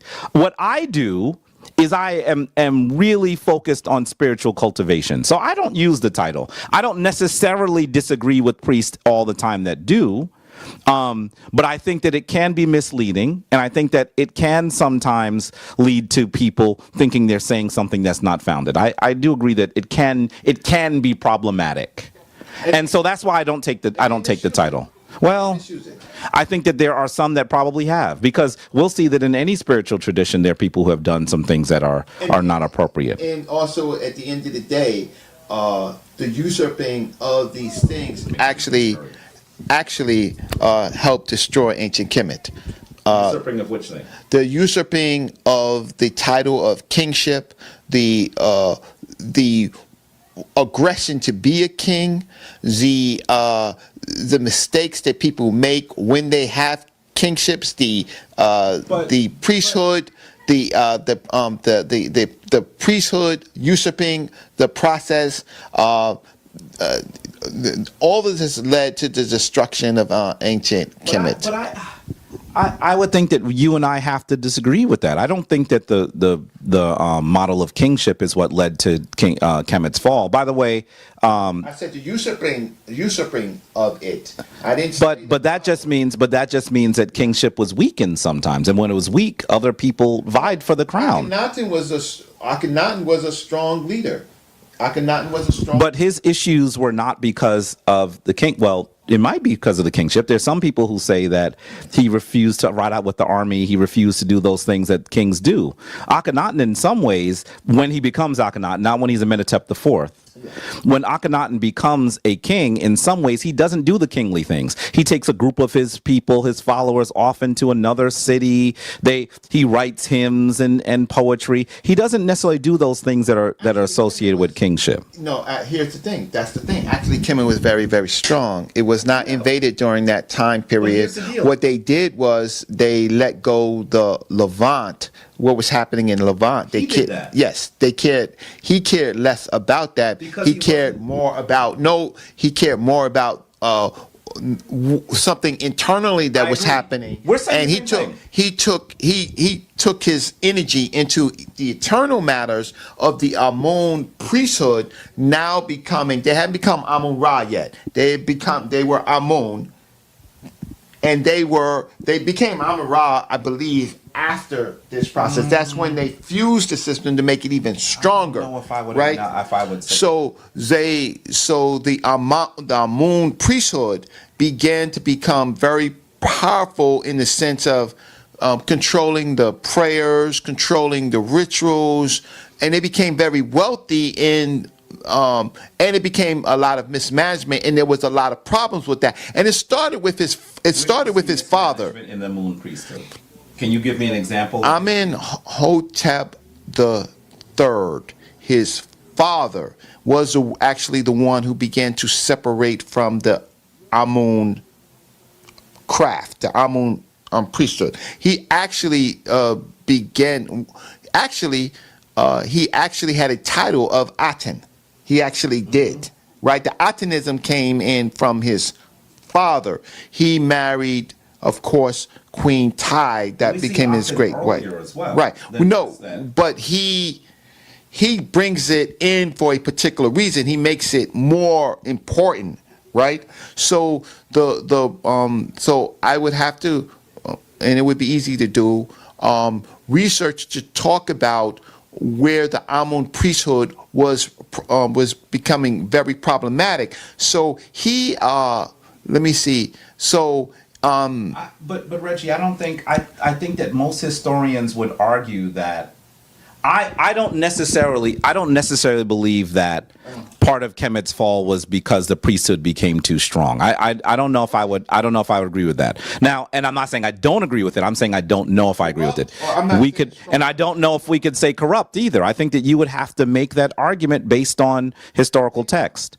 And so I don't think that you can do that easily. I think that what we have to recognize is one of the things that happens during Akhenaten's time, Akhenaten's time is that he decides that he's no longer going to be interested in those things that kings usually do.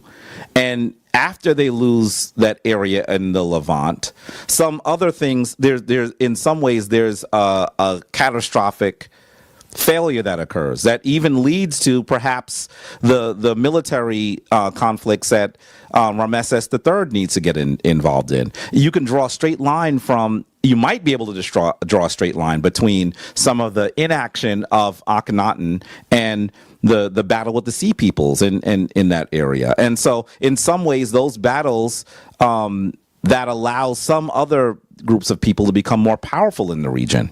And as they become more powerful in the region, they're able to contest ancient Kemet. I don't think that we can necessarily say, I don't think that it makes sense to say that this is because the priesthood becomes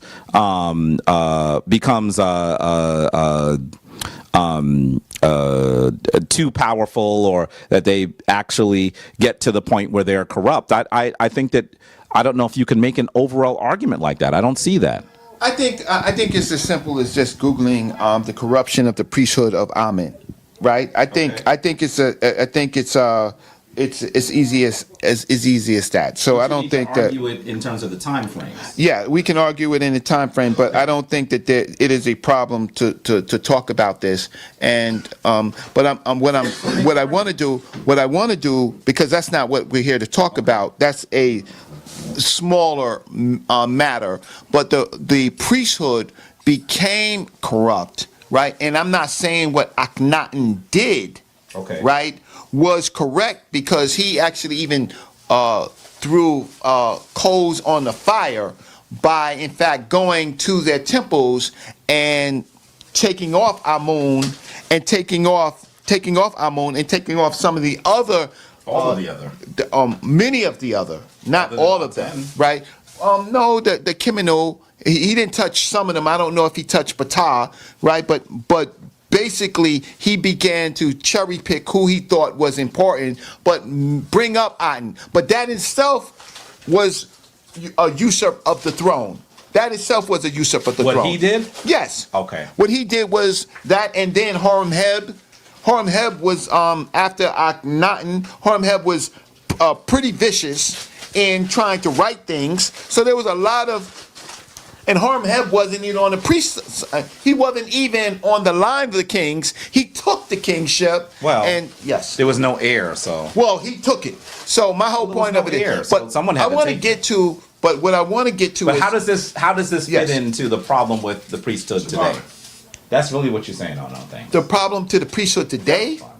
Yeah. The problem, maybe later. The problem with the priesthood today is, first of all, if you're calling yourself a Nosut bit, right, then you're saying that your people have elected you to be king. Now, you can be king of your own shrine, of your own nation. That's what these people are doing. They're becoming Nosut bits of their own small groups. This is not that uncommon, because it happened basically in Nubia after Kemet fell apart. What happens in Nubia? That you have Yo, I gotta go back to the store. These are crunched up. you have in Nubia, when Kemet dies, right, you still have Kemet in Nubia. So you have Dr. Faraji Salim's book on the last pharaoh. You have that, right? That the system of kingship survived even in Nubia, but it was much more smaller, right? So the system survived. My point is that you don't see the problem of of people usurping Nile Valley culture for themselves. You don't see this. You just want to No. I think that no. What I'm debating is whether the problem of Kemet, the downfall of Kemet, was primarily because of the usurpation of the throne. I think that, are you actually saying because foreign people are on the throne? Is that what you're saying? I'm trying to understand your argument better, because I think that there are tons of reasons that we could argue that Kemet falls. Now, let's be very clear, and this is for some of the brothers that have been hitting me up on Facebook, sending me texts and everything. Let's be clear. Ancient Kemetic society lasts longer than most in human history. So sometimes people say, well, it fell, so why are you so excited about it? The reality is that it lasts for over 3,000 years. That's a very long time. All civilizations fall. And so we could describe or debate why it fell. There are probably a multiplicity of reasons, and the situation is likely much more complex than some of what we're able to bring forward is today. But I thought you were trying to connect that into some of the errors that we might be making today. Yes, that's what I'm trying to understand. That's why I am, exactly. Okay, so let me understand that, because I'm not sure if I am. get it. Just be patient, Okay. and I'm gonna give, because I'm very short. I don't need a lot of time to do. I think this we went part. on a long tangent, and that might have been both of us. It's not just No, but we are going to end this tangent, okay. right? Let me hear. Okay, for example, I'm just ancient. Hatshepsut. Hatshepsut was Hatshepsut. yes. However you want to pronounce it. Okay. Right. However you want to pronounce it. However I want. You have more authority over it than me. Because I'm just saying. However we want to pronounce it, we know who we're talking about. Well, the reason why I say Hatshepsut is just because I want the family. I know that we're putting vowels in some places that they don't exist, but I want the family to be able to do research. That's fine. So I want to give them the most common African name. Now, if it's not an African name, I just say bump it. okay, so it could be if you Yeah. want to do it could be Emin Hatshepsut. If you want to talk about what her real name is Emin Hatshepsut. Or Ma'at And Kare Hatshepsut. That's correct. Yes. And she is foremost of the ladies. Yes. Right? That is what we're agreeing. That's okay. I wasn't that's fine. correcting No, you. I understand. Okay. I understand. So she was claimed to have usurped the throne. She stayed on the throne too longer, and then her daughter, right? Her consort was Cinnamut, and her daughter, I think, was Neferu, and Neferu did not survive. Right. She died. She predeceased her. She predeceased because of this whole thing that her brother did not want anybody on the throne to contest his son's rulership. So he didn't want Hatshepsut's daughter on the throne. He wanted his son on the throne. Wait, you're saying that's why Neferu died? Of course. Okay. You think that she was killed? She was poisoned. Wait, you gotta prove that to me. Okay. I have never seen any proof that. I think that sometimes historians tell history can be really boring. Okay, so she is. And people who are not historians like us don't find this very interesting. So sometimes what they do is they create some drama in it so that a larger number of people are interested. I have not seen any historical or archaeological evidence for poisoning of Neferu. Weren't killed? That's not what I said. I'm talking about Neferu. Was not killed. We do not have proof that he was killed. There is no proof that Tutankhamen was killed. None whatsoever. Sometimes what people said is that there obviously was a blow. Oh, I don't think that there's any sign that Tutankhamen was killed. I think that sometimes historians, because history can be quite dry, they create drama where drama doesn't exist. And that's often so that a larger population of people become interested in it. But I think that we should be clear that the archaeological record has yet to prove. I'm not saying he wasn't killed. I'm saying to say someone is killed, I mean, that you had better have proof that somebody was killed. Right? Because that's a really serious claim that someone actually took someone's life. We don't have any proof that someone took his life. There was a point where they said, and some of the family at home are going to read this if they're reading something that's a little bit older, they're going to say that there seemed to have been a blow in the back of his head and someone struck him and he died. But more recent studies of his skull have actually proven that what they're seeing on the X-ray scan of his his mummy, is there are probably oils or resins that were used in either the sahuification, the mummification process, or ceremony that collected in the back of his skull. So this happened long after his death for it to get there. So it was not like blood pooling or broken bone or all of that. So we don't have any proof that Tutankhamen was killed. I think that is a dramatic story. Well, what we do have, you could put the camera on me because you Brother Jabari so photogenic, and you know that's your #1 man right now, sa.neter. He was eating a cookie, man. So I'm gonna say that in You see him busting your chops a little in bit? Hatchetstep.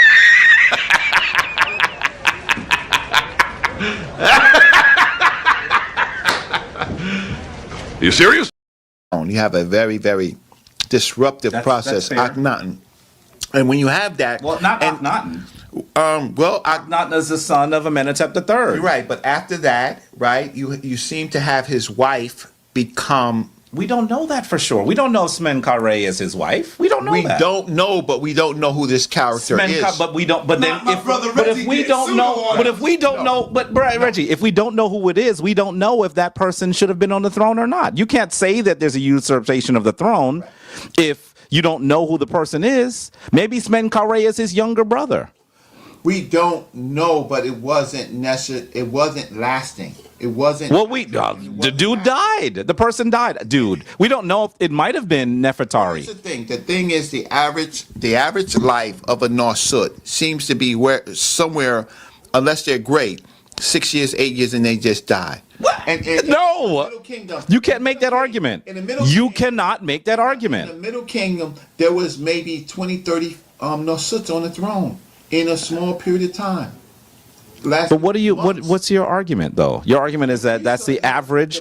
I think everyone would agree. My argument is that the society makes decisions. They put people in place to make decisions about who the leadership is, and if they feel for whatever purpose that person is not the right leader, those people don't exist. They go to the next life. Now, let's get. How do you prove that? We look. Well, we just do. You could just simply do probability. You could just do probability. No, you cannot assume that someone was killed based on probability. Here's the thing. What? So are you hearing No, this? because we do science. It's science. No. Listen. 30 people, when you have 30 to 40 people or more on a throne within 6-7 years, and they all seem to die one after another by natural deaths, they get on the throne and they just die. But you're making supposition. I'm saying to you that the story of history is for us to follow what the archaeological, the material culture tells us. And I don't think that you can. I'm not saying that there weren't in Subiti that were killed. I mean, clearly we know Ramesses III was likely killed, right? We believe he was likely killed. And I think that you can make a good argument on that based on the information that we find, based on what they call the harem conspiracy, based on all of that. But I don't think that you can assume. Harem. How you make it harem? Harem. Well, by the way, the word harem is not an English word. So I'm saying it the way that they say it in the region. That's just how it In is. English, we say it as what? Well, it's not an English word. But we use English words. Come on, brother. We call it is actually an Arabic word. Harem, the people don't know is harem. Okay, that's fair. Okay, that's fair. I'm using a pronunciation that may be less familiar with people. understand exactly.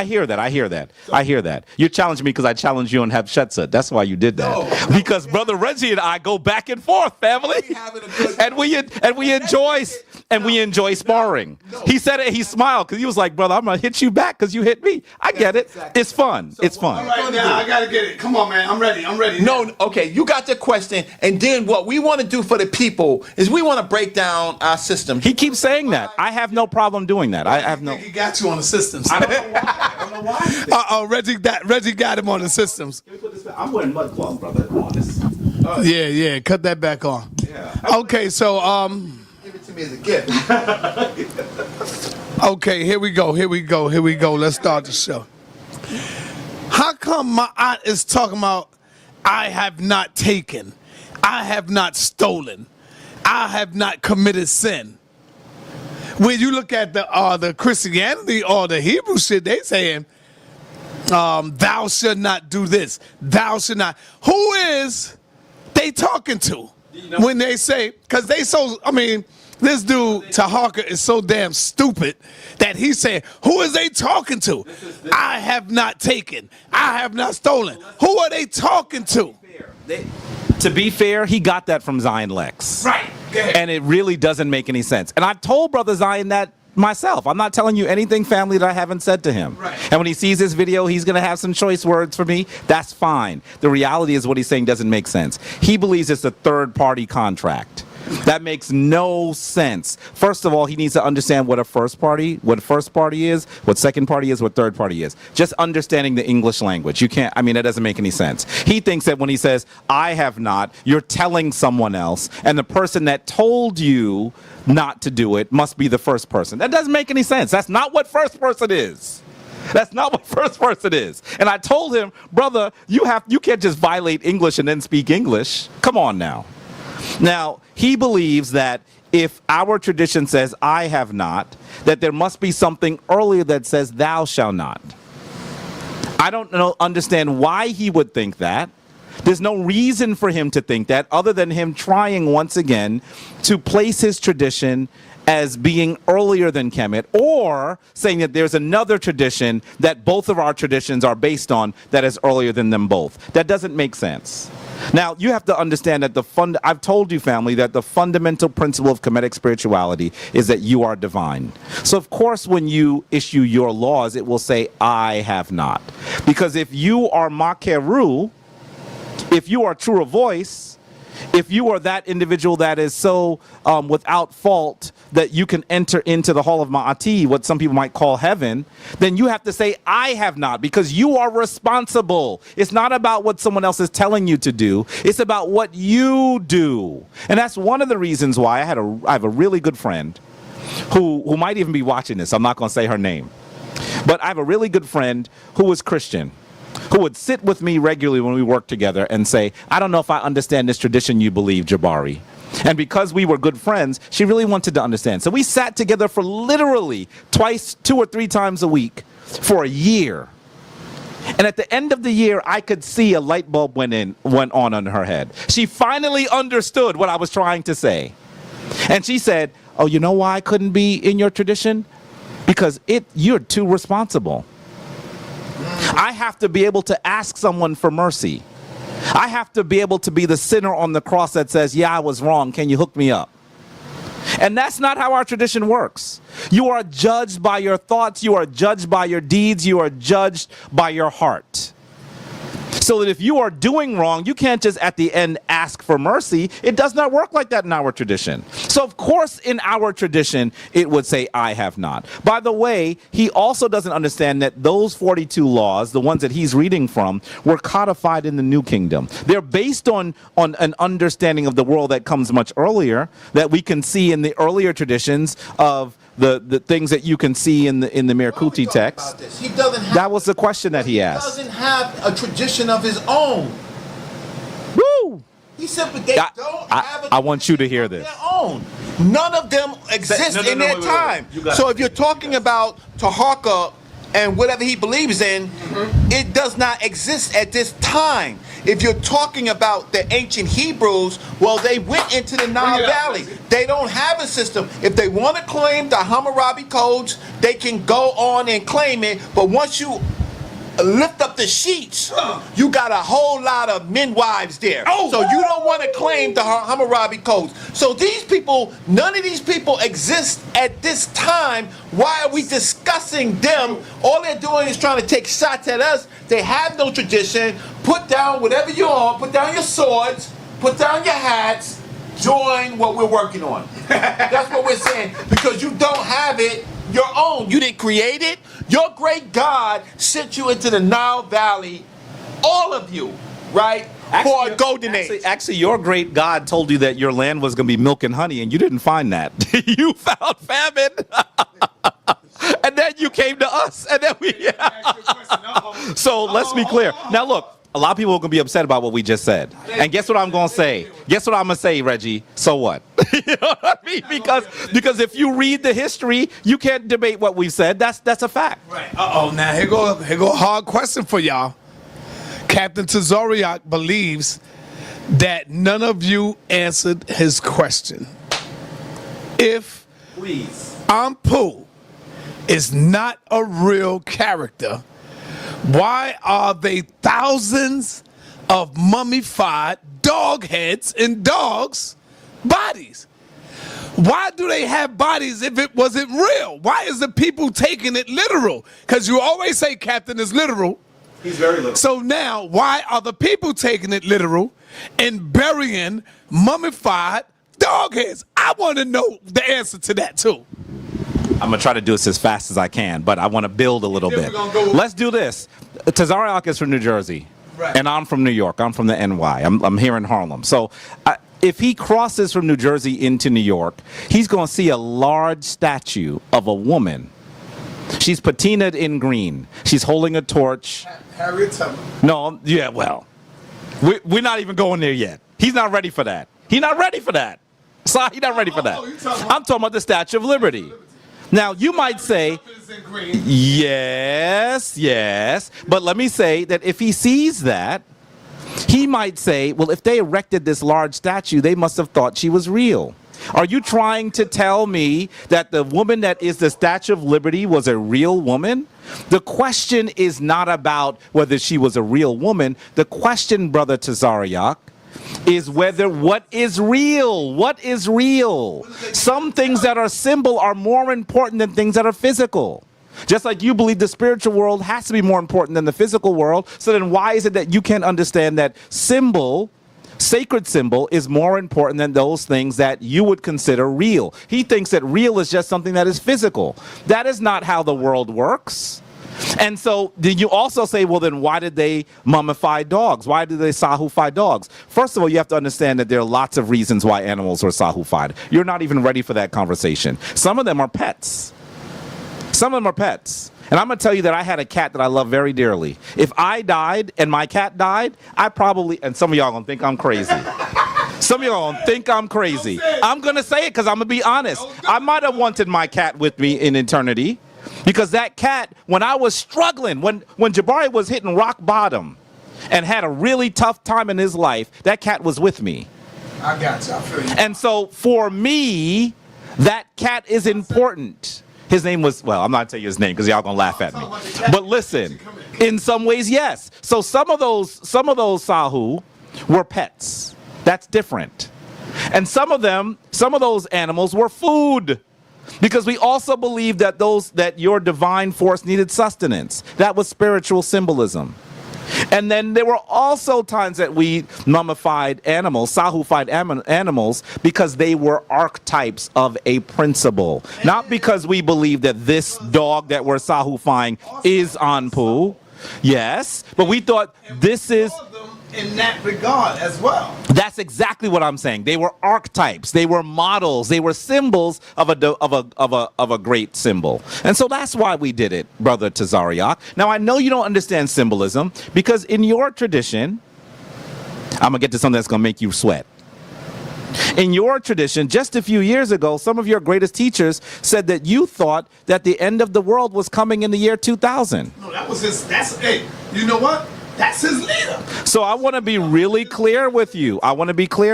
You are so literal that you thought that the world was going to end in 2000. Some of y'all were preparing for the end of the world. And guess what happened? It didn't happen. Because you have to understand that story of Armageddon is not literal. The sky is not going to crack open. There are not going to be a multitude of armies that come out of the sky. Listen. Chariots is going to come down too. Listen, that is not literal. It's not literal. But obviously you should know that you have folly in literalism because now some of y'all had egg in your face. You even had to change the name of your organization because your prophecy failed. Wow. Because you, listen, man. Listen. And I'm saying to you that that's because you're literal. Don't you see that there's a problem with being overly literal by now? Yeah. After 2000, they should have recognized it, but they didn't. But they didn't understand that. So now don't blame me because I'm not going to be so ridiculous that I'm not going to fall apart on literalism. You should look at me and say, you know what? Maybe I need to be less literal because I know I bought a bunch of tuna in 1999 thinking the world was going to end. I was prepared for the Tomhu, the European, to be overthrown and for there to be the great black man on the throne. And look at what happened. In 2016, you got Donald Trump.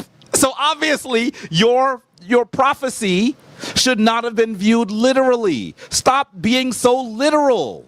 It's the European that gave that to you. Ancient Africans weren't so literal. You look at the way that ancient Africans look at the world, these are some of the most spiritually symbolic people in the world. The problem that you have is because the Tom who was now on your soul, the European, is control of your spiritual book. That's the problem. You think that you're being a revolutionary black man. Not as long as you're still following the playbook of the European.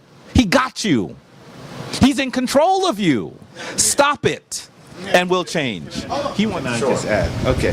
So, first of all, they never say what period they're finding these millions of animals. So right. the period that they're actually finding it, and they say goes to the pig, the majority of it was the Ptolemy period, where they just went bananas and wild. And these were not Nile Valley Africans. So what they want to do is look at anything Egypt. See, this is low-level scholarship. They want to look at anything Egypt. It's even hard to call it scholarship. No, it's not even scholarship, right? So what they're doing is, for their religion, they're making up things. That's what they're doing, right? And so most of it, it came to a, how can I say, a finale during the Ptolemy period, and this is where this is happening. So this this is not even African. So I'm gonna close the conversation. You can do your research on that. It's a non-issue. It's what you call fake news. All this stuff that they're doing to Kemet is fake news.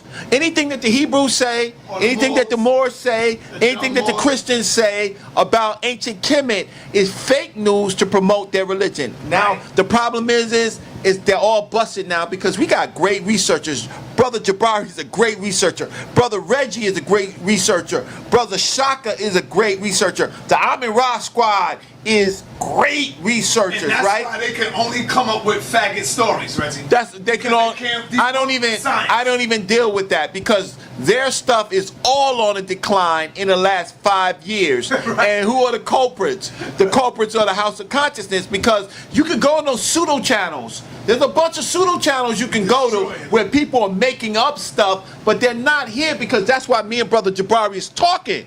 We're having a conversation on an agreement or agree to disagree, but we're bringing each other to task. Why? Because, they have been for the last 5-6 years trying to destroy Black News 102 because your news channels are fake news and you get debunked all the time. You can jump up in and say, yeah, we want to debate. We want to debate. You ain't win no debates. Ain't no debate have y'all had with real information have you won. Now, you can get up there and preach. You can get up there and call people names. You can get up there and start fights. But you're not beating us on the information. You're not beating the Amin Ra squad on information. No. And guess what? Brother Jabari has single-handedly cleaned house. So you got a problem in your ranks, and they're all teaming up together. If you notice, they're all on each other's shows, attacking us. They're joining forces against us. But I do want to do, if you permit, I just want us to unpack our systems. Right? Go ahead. Sorry. Okay. So I'm gonna put on my glasses. You mind? Why would I mind if you put on your glasses? I need to put on my glasses. Okay. That just means you're old. You get there. Jabari, you found your glasses? I'm old too. I'm doing this. You find your glasses? No. Okay. Oh, so you still ain't find the ones you... I have another pair, and I left them upstairs, so you got me with shades on. But. Let's go, Reg. Let's get it. 7 o'clock. I got to be out of here by at least 15 minutes. I only need 10 minutes of it. It's almost so 6. Right? We're going to deal with this. Okay.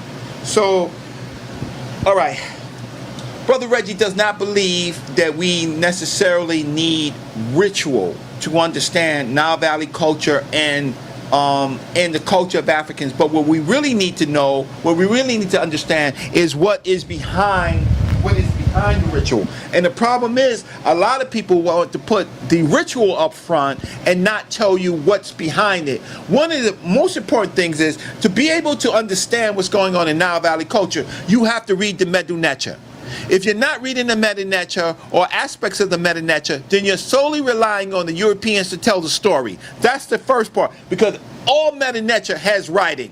Now, what Brother Reggie believes in, right, is science. What do I mean by that?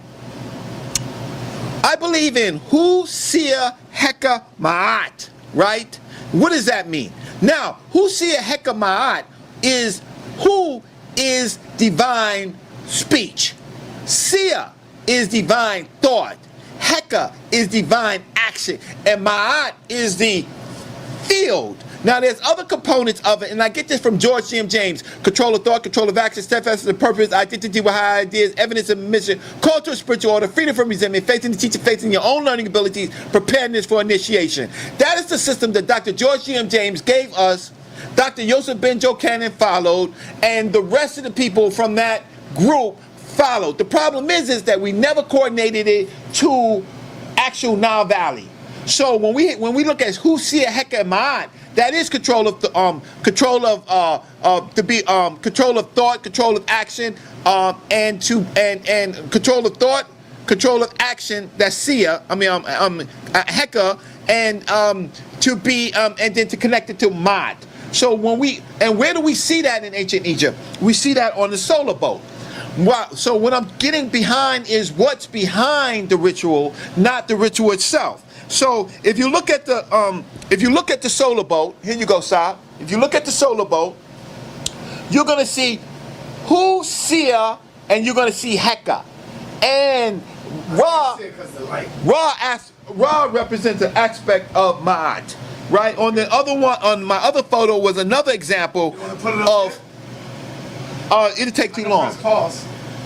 So I'm giving you a methodology. I'm giving you a methodology to approach Nile Valley science and culture without the ritual, but understanding what the Nile Valley Africans were thinking about as far as principle, but being able to apply it and understand. So we have Sia is divine thought, Hu is divine speech, word, Heka is effective action. We have Ma'at. There are other ones that I associate, which is the Jeroma, the Aku or Seja Ma, and a sword to make up the rest of the 10 virtues. But I'm only going to deal with Sia, Hu, Heka, and Ma'at because they exist on a solar boat. And you see over here, here's Sia, here's Hu, here's Heka, and here's Ra. Now, why is this important? Well, this is right here, Awef. Here's Ra. Which version of Ra? Awef, the corpse, in one of the hours of the night. So inside here is the boat of, here's another version of the boat, and here you have Ma'at, you have Sia, you have the open of the way, the Wawet, you have Awef, and you have over here, you have Hu. The reason why I'm saying this is because I'm approaching it as principles of control your thoughts, control your actions, be steadfast of purpose, identify with high ideas, which is mine. If we can master those things, then we can do science. We don't need the necessary ritual, but our ancient culture supports it. So I'm in support of the ancient culture, but I'm looking deeper at what they meant. Now, when I approach Nile Valley, can you see this up? When I approach Nile Valley cosmology, I connect it up with modern science. The Kemetic cosmology, quantum physics, the Neef cosmology, string theory, the Inu cosmology, classical physics, the Kanun cosmology, human creation, evolution, human evolution, atomism, quantum and atomic theory, the Kepler, abiogenesis, Ptah cosmology, and Memphite, wave theory, and particle theory.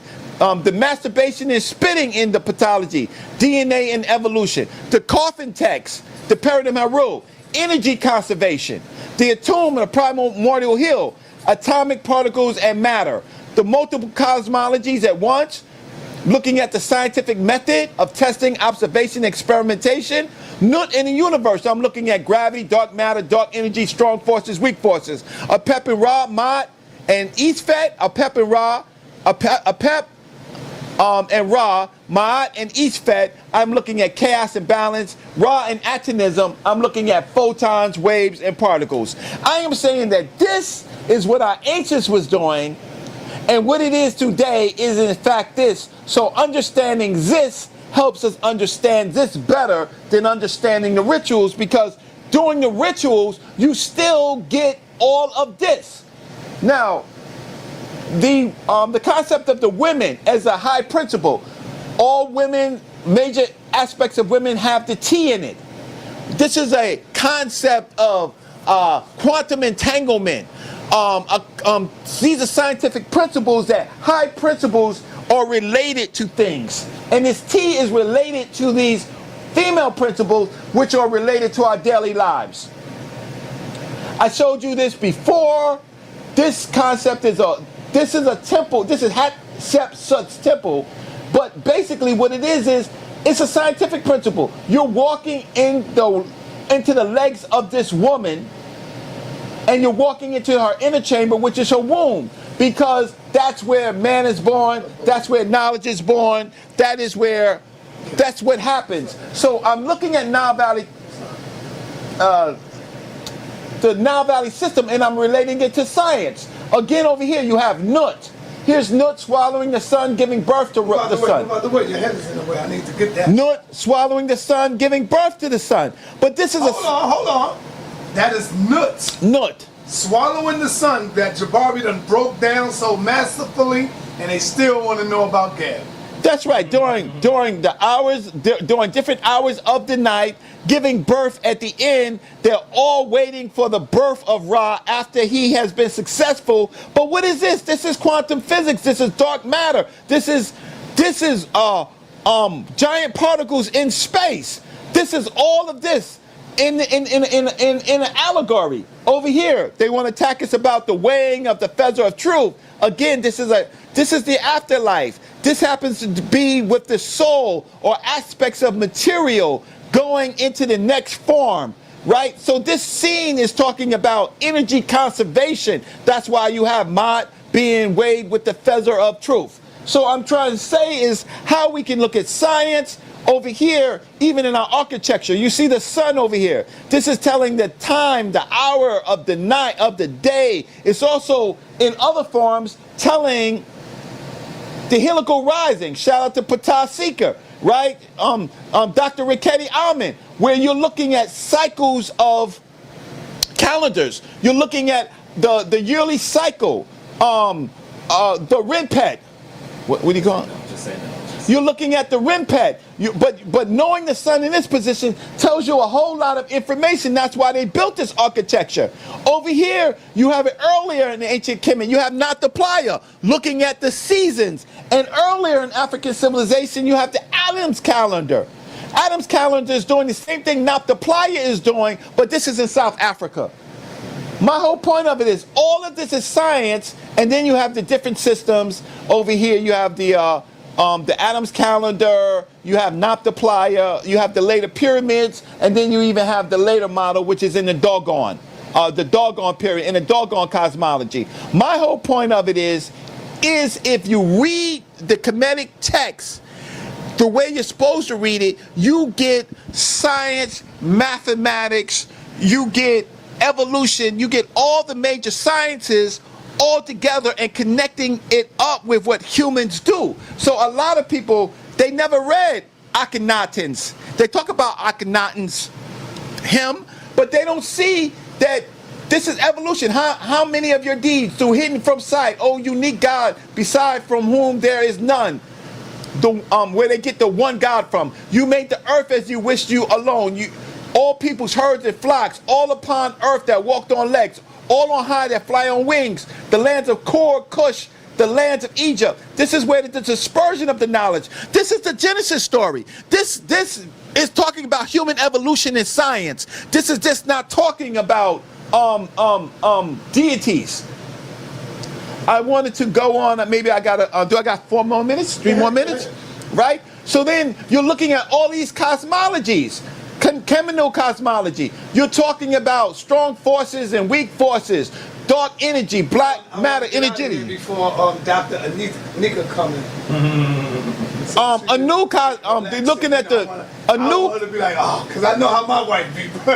You're looking at the new cosmology. The new cosmology, ultimately a tomb is created, but you're looking at physical forces and human forces that make up this universe. So my whole point of it is, if you study his Neith cosmology, Neith You're looking at string theory. When you're looking at string theory, you're looking at the particle. I mean, you're looking at matter. You're looking behind matter, which is the atoms.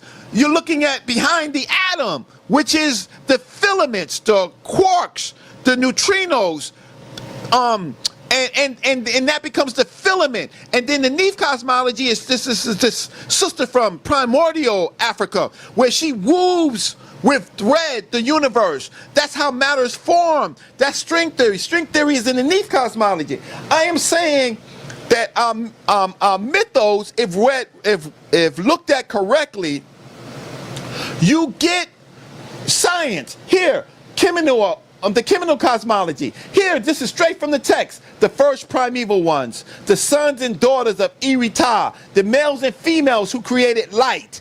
This is quantum physics, who were fastened in Apet and their father Tatanin in the worship of the first moments when light came. The Akdad that gave praise to rays when he illuminated earth for them.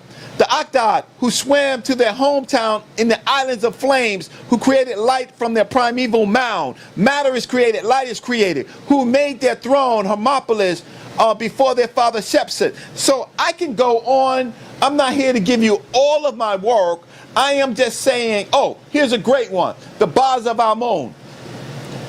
This is that they're all the systems, they connect all the systems. You are Amun. You are Atum. You're Kepra. You're Ray. You're the sole one who made themselves. These are forces. Amun, Atum, Kepra, Ray are quantum forces. You can look at this in science. So my whole point of it is, why do I need the ritual when, oh, here it is in the sa.neter. Because we read the sa.neter.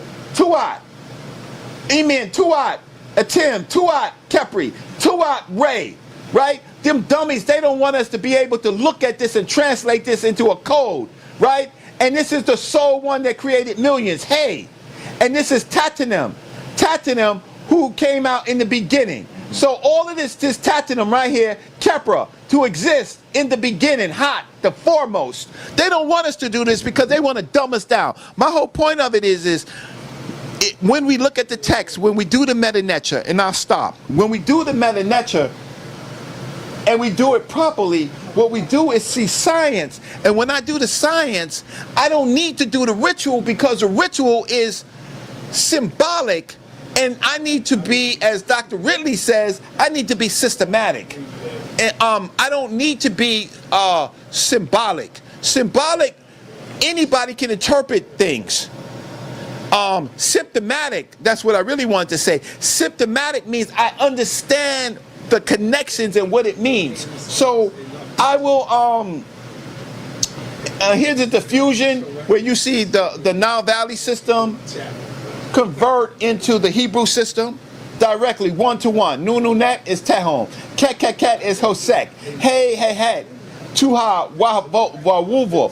Amunet. Ra Elohim. Right? So you see other people's system being born out of our system. So my whole point is, Brother Jabari, the people who are doing the ritual, first, I need to know where the ritual comes from. I need to know the deeper meanings of the rituals. I need to know, and I'm not talking about you, Jabari, because you're my brother, you're on my side. I just don't like the makeup. If I could sit with you, you can do the same thing that I'm doing right now. You understand completely what I'm doing. You may say the ritual still helps. I'm not going to disagree with your practice, but I am disagreeing with a lot of other practices because I see a lot of stuff that can't correlate to science, but correlates to their own selves and their own power, you know, their own personal agendas. I don't see it helping our people. I see it turning the light bulbs on, putting money in certain people's pockets, and ultimately the figurative light bulb on top of their head. No. I'm like, what's wrong with light bulbs coming on? No. So all we do is we look at the text of Egypt and we look at the text of other lands to see other people's, to see the diffusion. That's what this is a lot of what I'm doing here in this paper, and this is a long paper, and I'm on page 58. The reason why I wrote this paper, Brother Jabari, is to say that And I also want to say, one of our oldest prayers is the Hotep Dinosud. The Hotep Dinosud is probably the oldest prayer, and it's an ancestral worship prayer, right? That's fair. And that begins to get connected to West Africa. That whole thing of kind of libation and offerings and stuff like that. However, it still is connected to science. The concept is still connected to science. So I'm gonna stop here. Yeah, let Jabari get his off. He busting you up on this one, Jabari. No, it's not. It's not. I'm just saying that. I know you. Would you want the ritual or would you want the science? I'm sorry to touch it, but No. Listen, if I have invited you here, you can actually see it. No, that's a piece of art. Oh, because I'm looking. Okay. Now I wanna really thank my brother Reggie for a spirited presentation. And I wanna honestly say to him that it's not that I disagree with the argument that he's making. He just showed you portions of a nearly 60-page paper he's writing. I want to read the paper. I think the paper would be excellent to submit in scholarly settings to make the arguments he's making. It's not that I disagree with what he's saying. This is where I take issue with it, though. I actually believe that boiling everything down to science doesn't necessarily tell us how to live. It doesn't necessarily give us an understanding. It does tell us more about the nature of the universe. It does tell us more about the nature of humans. What are you? What is the stuff you're made of? How is it created? And that is helpful. But I think that spirituality is not just science. Spirituality also should tell us what to do when you struggle. What do you do when you have a tough day? What do you do when you're struggling with your mate, with your wife, with your husband? What do you do when you're having conflict with your brother? How should you go about your work? At work. Whatever job you do, how should you approach that? I do not believe that science tells us all of that. And so to simply reduce everything to science, I think, is to miss some of the story. I do think that ritual is important. I think ritual is critically important because, remember, there is more to your psyche, there is more to your mind than the intellectual portion of it. I think that ritual can reach you in a different area. What happens when you have a dream? Don't you recognize that in many ways your dreams are dealing with archetypes? Your dreams are dealing with symbolism? If you are able to deal with sacred symbolism, you can reach the sections of yourself that go beyond your intellectual capacity. Our relationship with people, our work, goes beyond our intellectual capacity. We cannot just simply make our spiritual systems an intellectual endeavor. And I want to be very clear that for thousands of years, our African ancestor is engaged in ritual. For me to say that we should discard ritual is for me to say that I understand something better than our ancestors did. And if you're telling me that people thousands of years ago were able to understand the very nature of the world, then and what they did was ritual, who am I to say now that we should stop doing ritual? I think that doesn't make sense to me. By the way, Brother Reggie sat here wearing a beautiful shirt. In fact, if he falls asleep, he gonna go home with no shirt. Because Brother Jabari gonna steal his shirt. So he wore that shirt and he wore his hat because part of his preparation for this discussion was ritual. There's a certain way he approaches this kind of dialogue. That in and of itself is ritual. I think that what Brother Reggie has done is he thinks that ritual is what people do when they don't have deeper understanding. And I'm saying to you that ritual is what you do when you want to understand something even deeper than your intellect can understand. And that ritual will allow you to reach certain sections of your being that transcend thought. He used the word heka, and he said that was power. That heka was the ability to control the physical world in many ways. But understand that when your ancestors used the word heka, they were talking about words of power. So they believed that they had the ability to alter the physical world through speech. You could describe that as something that is scientific, but I would say to you that in many ways, that is a meditation on the ability of utilizing your word in its highest form. That's one of the reasons why you see that when competitors sit with me, I tell them that they can't use vile language. Because I actually believe that our words are power. Our Kemetic ancestors believe that. If they did not, they would not have called their language the sa.neter, the divine speech or divine words. They would not have called it that if they didn't believe that speaking brought things into existence.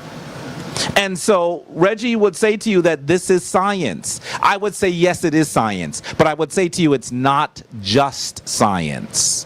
And that in many ways, it also addresses the way that we actually commemorate the most important sets of our teaching. So take a look at this image you're seeing on the screen here. You're actually seeing the festival that commemorated the rule of a deity known as Den.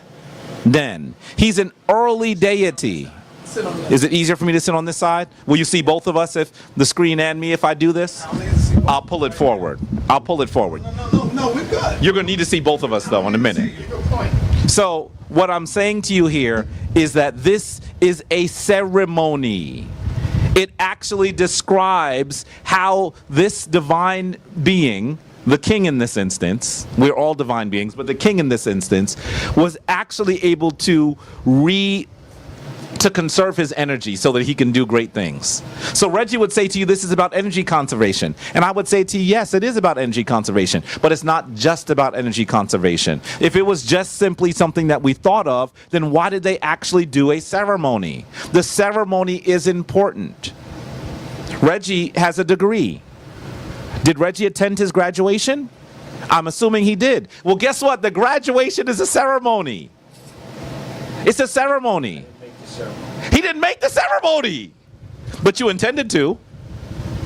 No, it was off season. Oh, okay.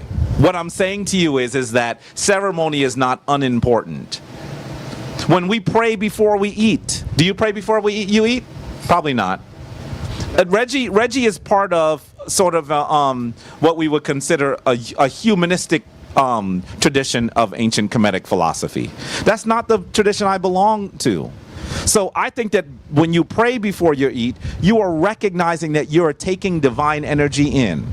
Ritual can also prevent you from seeing the world in its most mundane form. If you see the world in a mundane form, you're probably going to do mundane things with it. If you see sacredness in the things that you do, if you see sacredness in those things that should be seen as sacred, if you saw sacredness in eating your food, maybe you wouldn't just cram Chicken McNuggets and Big Macs down your throat, because you'd recognize that that's not the highest elevation of taking in sustenance. And in some ways, taking in sustenance is taking the power of Ra. Taking the power of Ra is a divine act. Is it science? Yes, it's science, but it's not just science. So that ceremony and ritual helps us focus on what is truly important. That's the reason why we do them.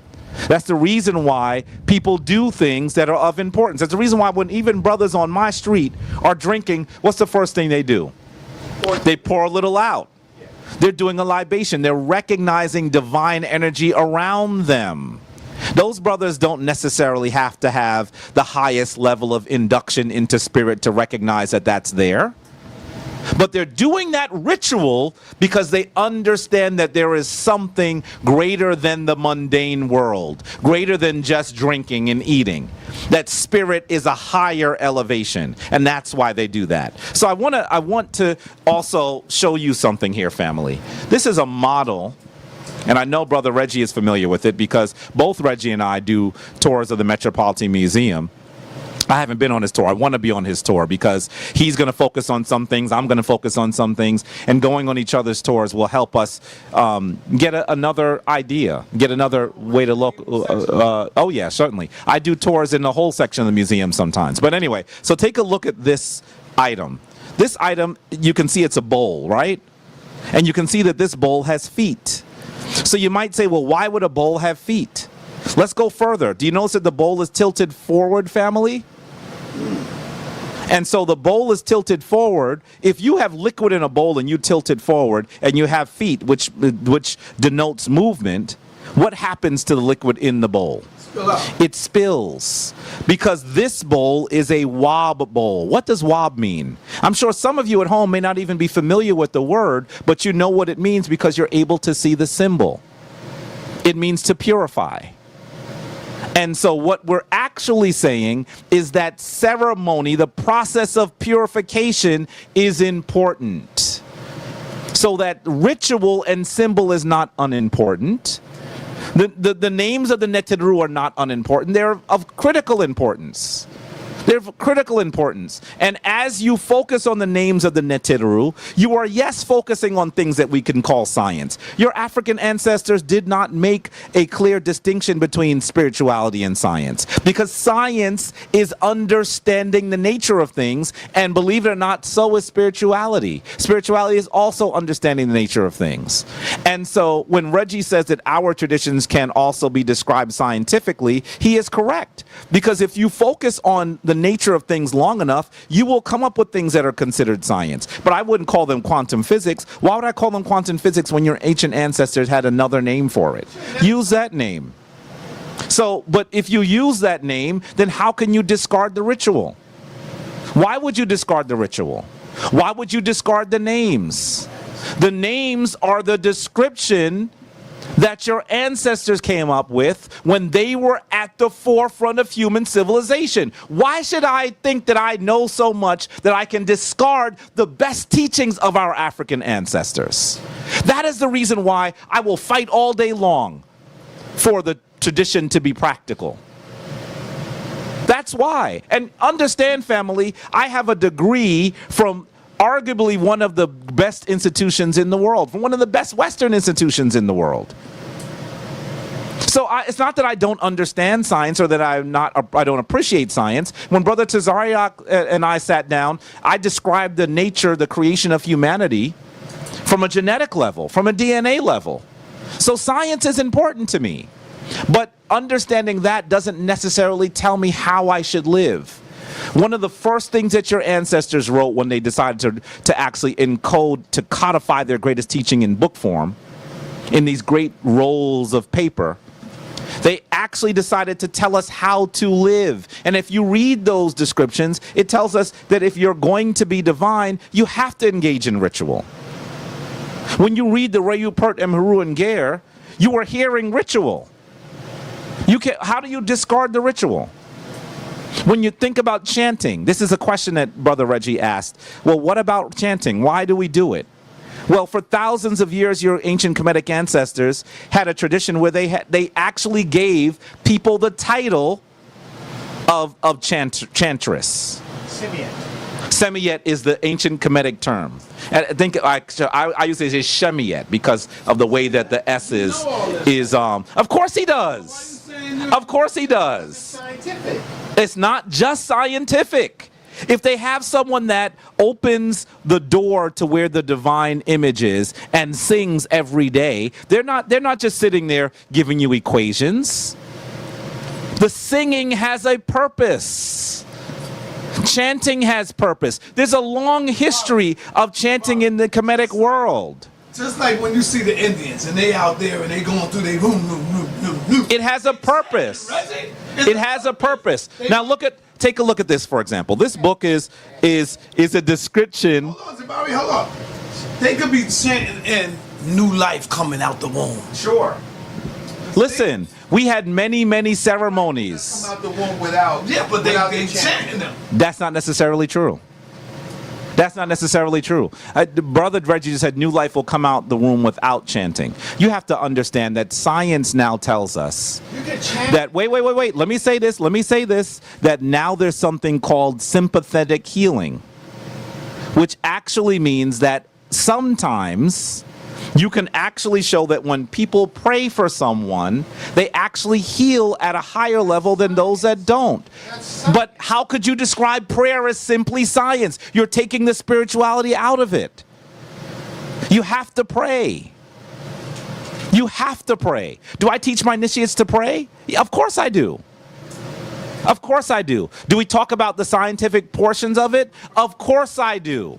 They don't know the But you have to use the Brother Reggie, we are all on a journey. We are all on a journey. There's some things that I understand better now in my study than I did earlier, but it doesn't mean that what I did wasn't important. When I sat with Dr. Clark and he gave me some of his greatest wisdom in a private setting, I would bring it up to Cornell. One of the reasons why some of my Cornell students that were with me at that time would be upset. I was the head of the Black Student Union then. Black Students United. And what I would do is I would have Black Students United bring him up. But guess who he would want to sit in the room by himself with? He would sit with me. I remember him sitting in the room of our RHD, Brother Ken Glover, who was who was one of my mentors and someone that's really important to me. And he would sit there. One time he sat and spoke for 5 hours nonstop. It was just me and him.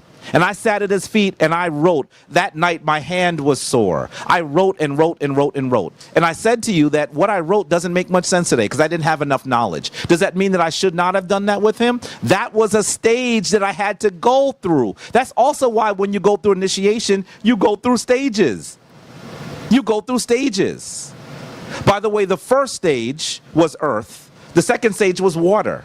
Some people who think that they have actually arrived in the Christian tradition get baptized. That's only the second stage of your initiation, according to the ancient traditions. So there's much more you need to learn. Let me show you something that comes out of this book by Dieter Kurth. It actually is a translation of the glyphs in the Temple of Edfu.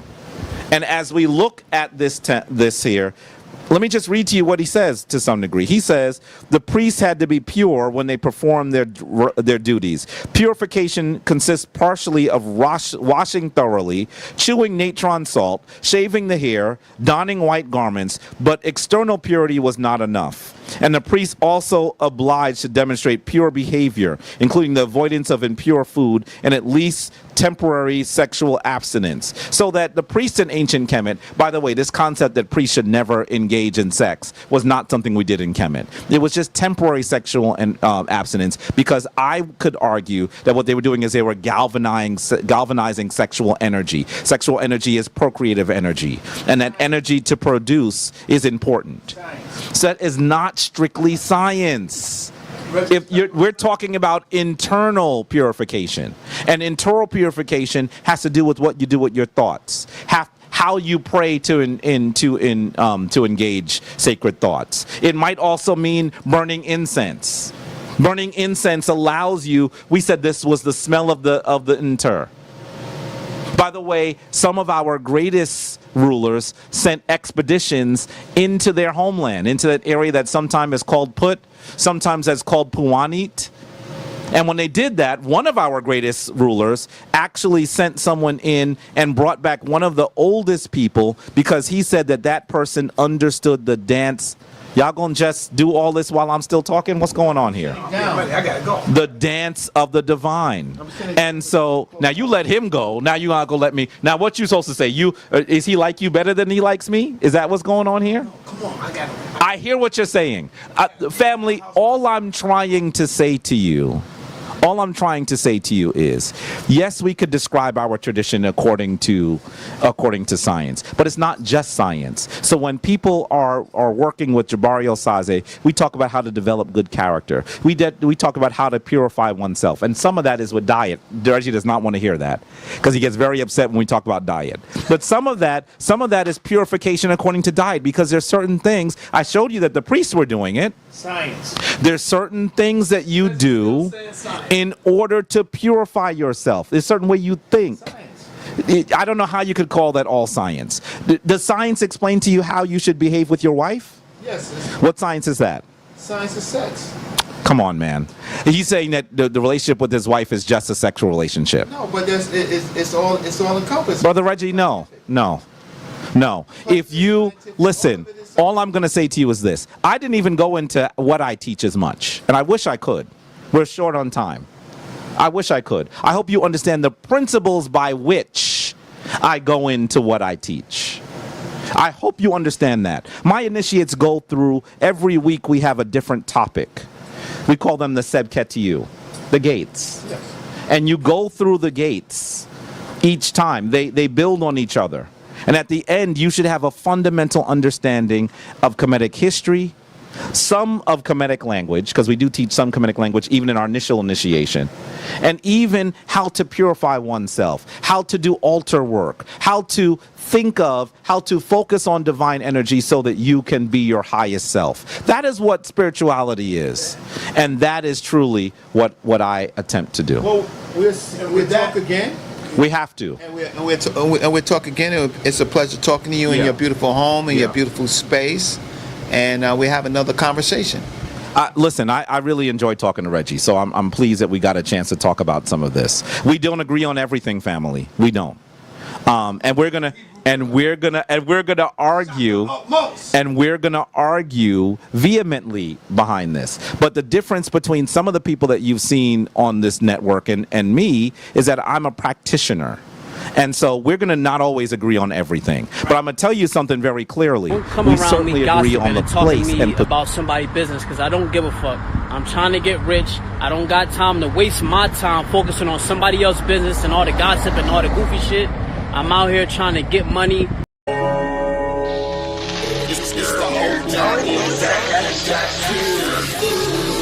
that's what he did. Had me messed up, like. He say he from up there where y'all at. He say he from New York. Well, upstate. Upstate New York? Nah, we don't claim that. Oh, screaming at the top of your lungs don't make you that guy. Try to watch my style and replay it, don't make you fly. Don't take a break, cause the fake like the snake. When the big dog away, all they do is clout chase. When I enter the room, all they do is bout face. Put them lions on my back, then ball with the minister. Side put me on there, everybody wanna mimic you. Yeah, I thought I told you we the toughest here. We be on the scene, niggas screen our shit. We the toughest you done seen, we the big boy clique. If he really want smoke, I pull up with him. Toughest environment, smoke city. I can tell by your energy, you ain't really woke. He showed up to the debate, but he choked. No money in his pocket, boy broke. Shit, the only thing he can teach is hope. Kill a spider, drown a fish, stomp a rose, do something. But don't come on sa.neter with the stunt. Everybody over here getting money.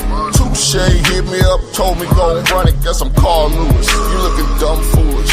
Nigga way upstate making soft music. Boy, this the toughest environment, show you how to do it. Mr. Toughest environment, show you how to do it. We be on the scene, niggas screen our shit. We the toughest you done seen, we the big boy clique. If he really want smoke, I pull up with it. Toughest environment, smoke city. I can tell by your energy, you ain't really woke. He showed up to the debate, but he choked. No money in his pocket, boy broke. Shit, the only thing he can teach is hope. We be on the scene, niggas screen our shit. We the toughest you done seen, we the big boy clique. If he really want smoke, I pull up with it. Toughest environment, smoke city. I can tell by your energy, you ain't really woke. He showed up to the debate, but he choked. No money in his pocket, boy broke. Shit, the only thing he can teach is hope.